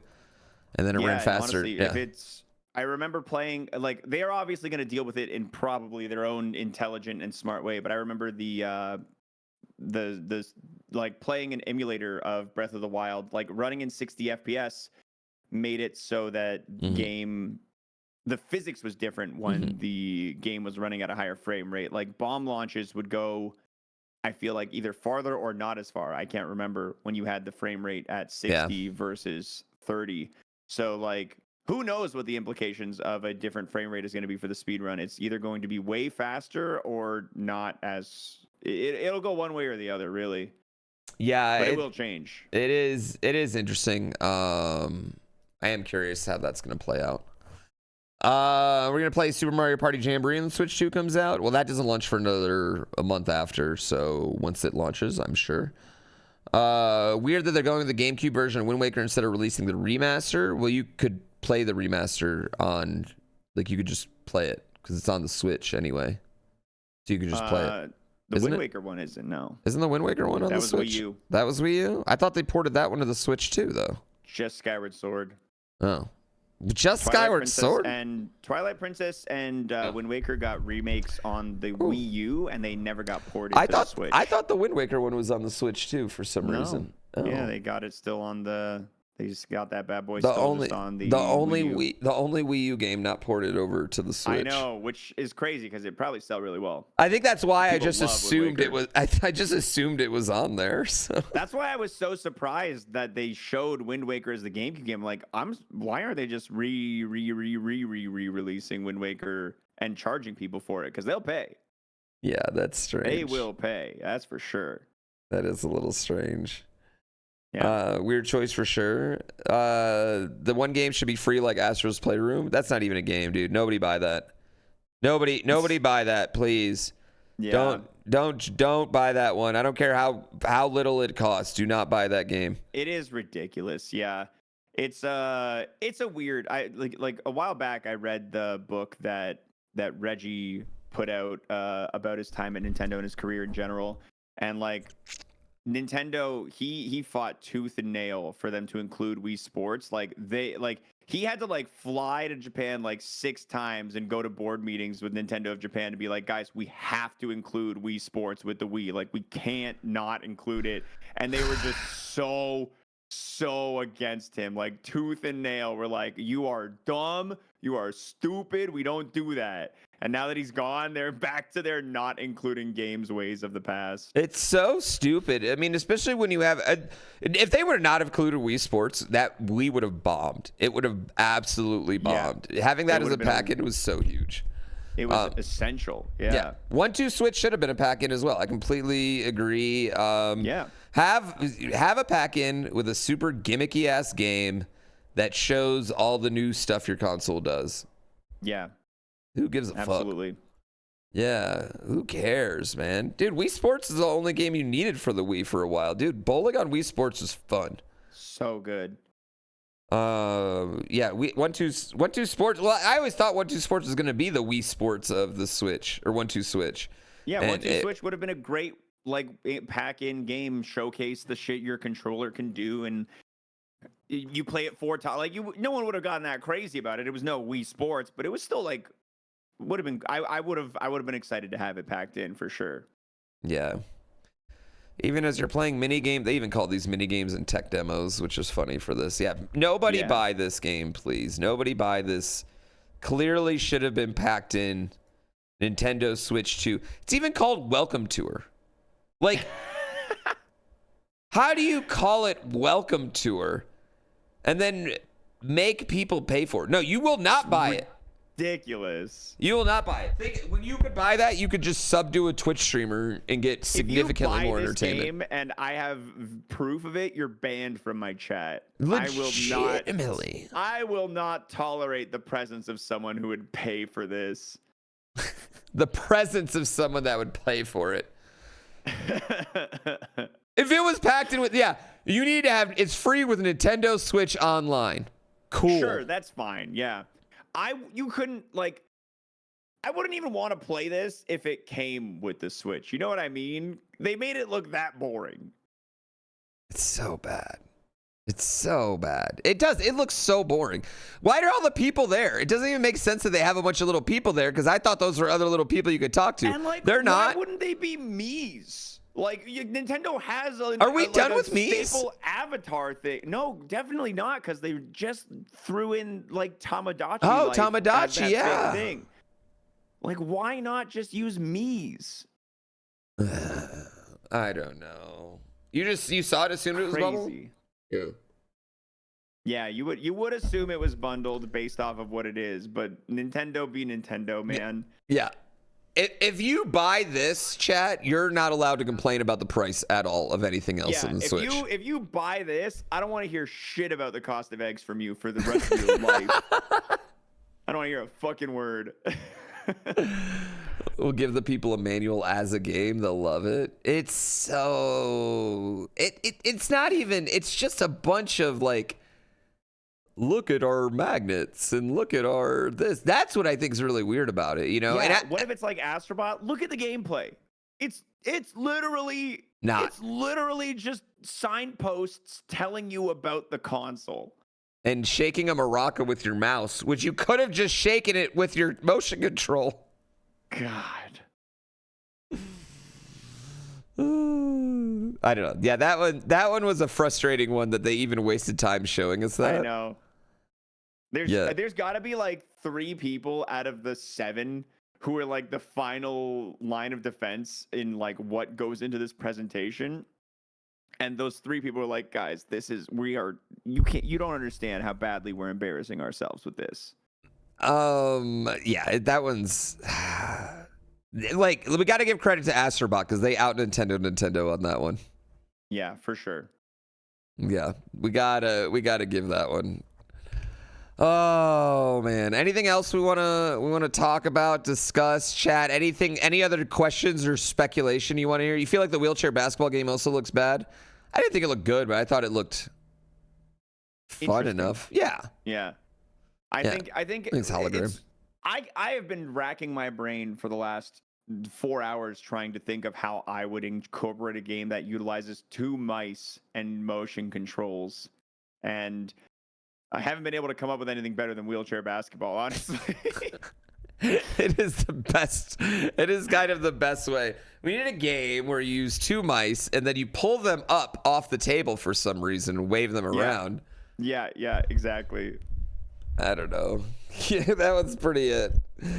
Valorant on Switch 2 win. Is it on the other consoles or probably on Switch 2? OSU on Switch 2, I could see that. Yeah, well, that's what we were talking about, is that a lot of the games using the mouse are going to be weird for a lot of people to play. Yeah. Not having a table in front of most people's gaming spot, like on a TV, it's going to be weird. Yeah. Launch date. Yeah, but it feels weird to go from arms to wheelchair basketball. It is a really funny generational pivot. Yeah. Oh man, I mean, the wheelchair basketball game was like a tech demo that they made out to the thing, but like that's the problem. Are they going to try to charge $60 for that game? Oh, it's manual gonna be $30 minimum, and I won't buy it. Is the manual game $60? Like, what is it gonna? How expensive is it gonna be? You know, I need to know how expensive the manual game is gonna be. Yeah. I don't think you need a mouse pad. I think for their mouse, you don't need a mouse pad, is what they keep making it feel like. Yeah, from everything we're seeing, it doesn't look like you need it. Oh, the OG Switch. I forgot I didn't have the OG Switch box on screen. I was just letting her run. Did we see Mario Kart's $80? Yeah, GTA 6 is $150. Yeah. Yeah, Mario Kart's 80, and then it looked like Donkey Kong was 70. So Donkey Kong is confirmed 70 as far as we're aware at this point. Yeah, and then we got Mario Kart at 80. I wonder if we'll be seeing any 60s or if those days are gone. I mean, even this last generation they've been 70, right? I feel like the only 70 on Nintendo has been Tears of the Kingdom. Huh. 60s are the new 50s? Yeah, I mean, I think most people are going to be buying the Mario Kart bundle anyway. Yeah, the Mario Kart bundle, it's $50 more to get Mario Kart with your console. Most people will be buying the bundle, I think. Yeah. Who wants a Switch and says, I don't want Mario Kart? Nobody. The upgrade packs seem to be $10, but the Zelda ones are coming for free with Nintendo Switch Online. Yeah. Given those prices, looks like the biggest announcement they've made today is that you'll be emulating everything. Well, you might have to wait a little bit for Switch 2 emulation, so. Yeah, it's probably not coming too soon. Yeah, I don't know if that's going to happen. Mario Wonder upgrade pack is free, right? I think there was a bunch of games that are getting like free upgrade. Like I think they showed Mario Wonder, the Pokemon games. Yeah, like they're upgrading, but maybe we're just getting like more resolution for them. Yeah, I think the ones that are getting free ones are going to be like very minimal changes. Yeah, Mario Wonder wasn't on the paid upgrade list, but it was on the like a different list they showed. It was on a website. Yeah. Weirdly, New Super Mario Brother U was. New Super Mario Brother U, chat, for Nintendo Switch sold like 17 million copies. Mario Maker 2 was on the list of games, yeah, too. Yeah, it was. Just one console away from having our face superimposed on Toad's. So close. What is this outfit she's got? Mario Maker 2 mouse controls? I think that's what they would need to upgrade if they were doing it. Camera's $50. All right. Any final thoughts? Pretty hyped. I agree. I'm excited. I think I walked in very excited. I was not disappointed. Yeah. Everything we saw is just so cool looking. Yeah, and then in the absolute utter shock. The utter ridiculous shock of getting a Miyazaki game. Yeah, man. So wild. Yeah, that one was really good. Will we ever have a more hyped Nintendo Direct? Oh, I'm sure we've had and will have. Yeah. But, you know, Xwater, did you know that Jesus loves you? He died on the cross for your sins, and believing in Jesus. I've heard that, yeah. You will not die. I have heard that before. But have an everlasting life? Oh, an everlasting life sounds horrible. Why would you want that? That's such a weird thing to want. Ugh. You know what? You just made me not believe in Jesus. I did believe in him before, but now I don't. Sorry. Biggest announcement is Silksong breaking radio silence. Was that the first time they've done anything with Silksong? In a when was the very last long time? When was the last time? I don't know when the last time we had Silksong news. Maybe like 4 years. I don't know. 4 I years? just can't wait for smooth Breath of the Wild and Tears, dude.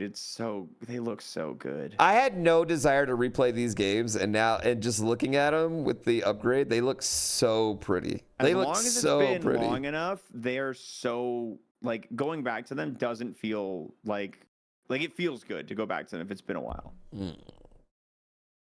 It's been at least 2 years. Woo! Yeah, it's been at least 2 years.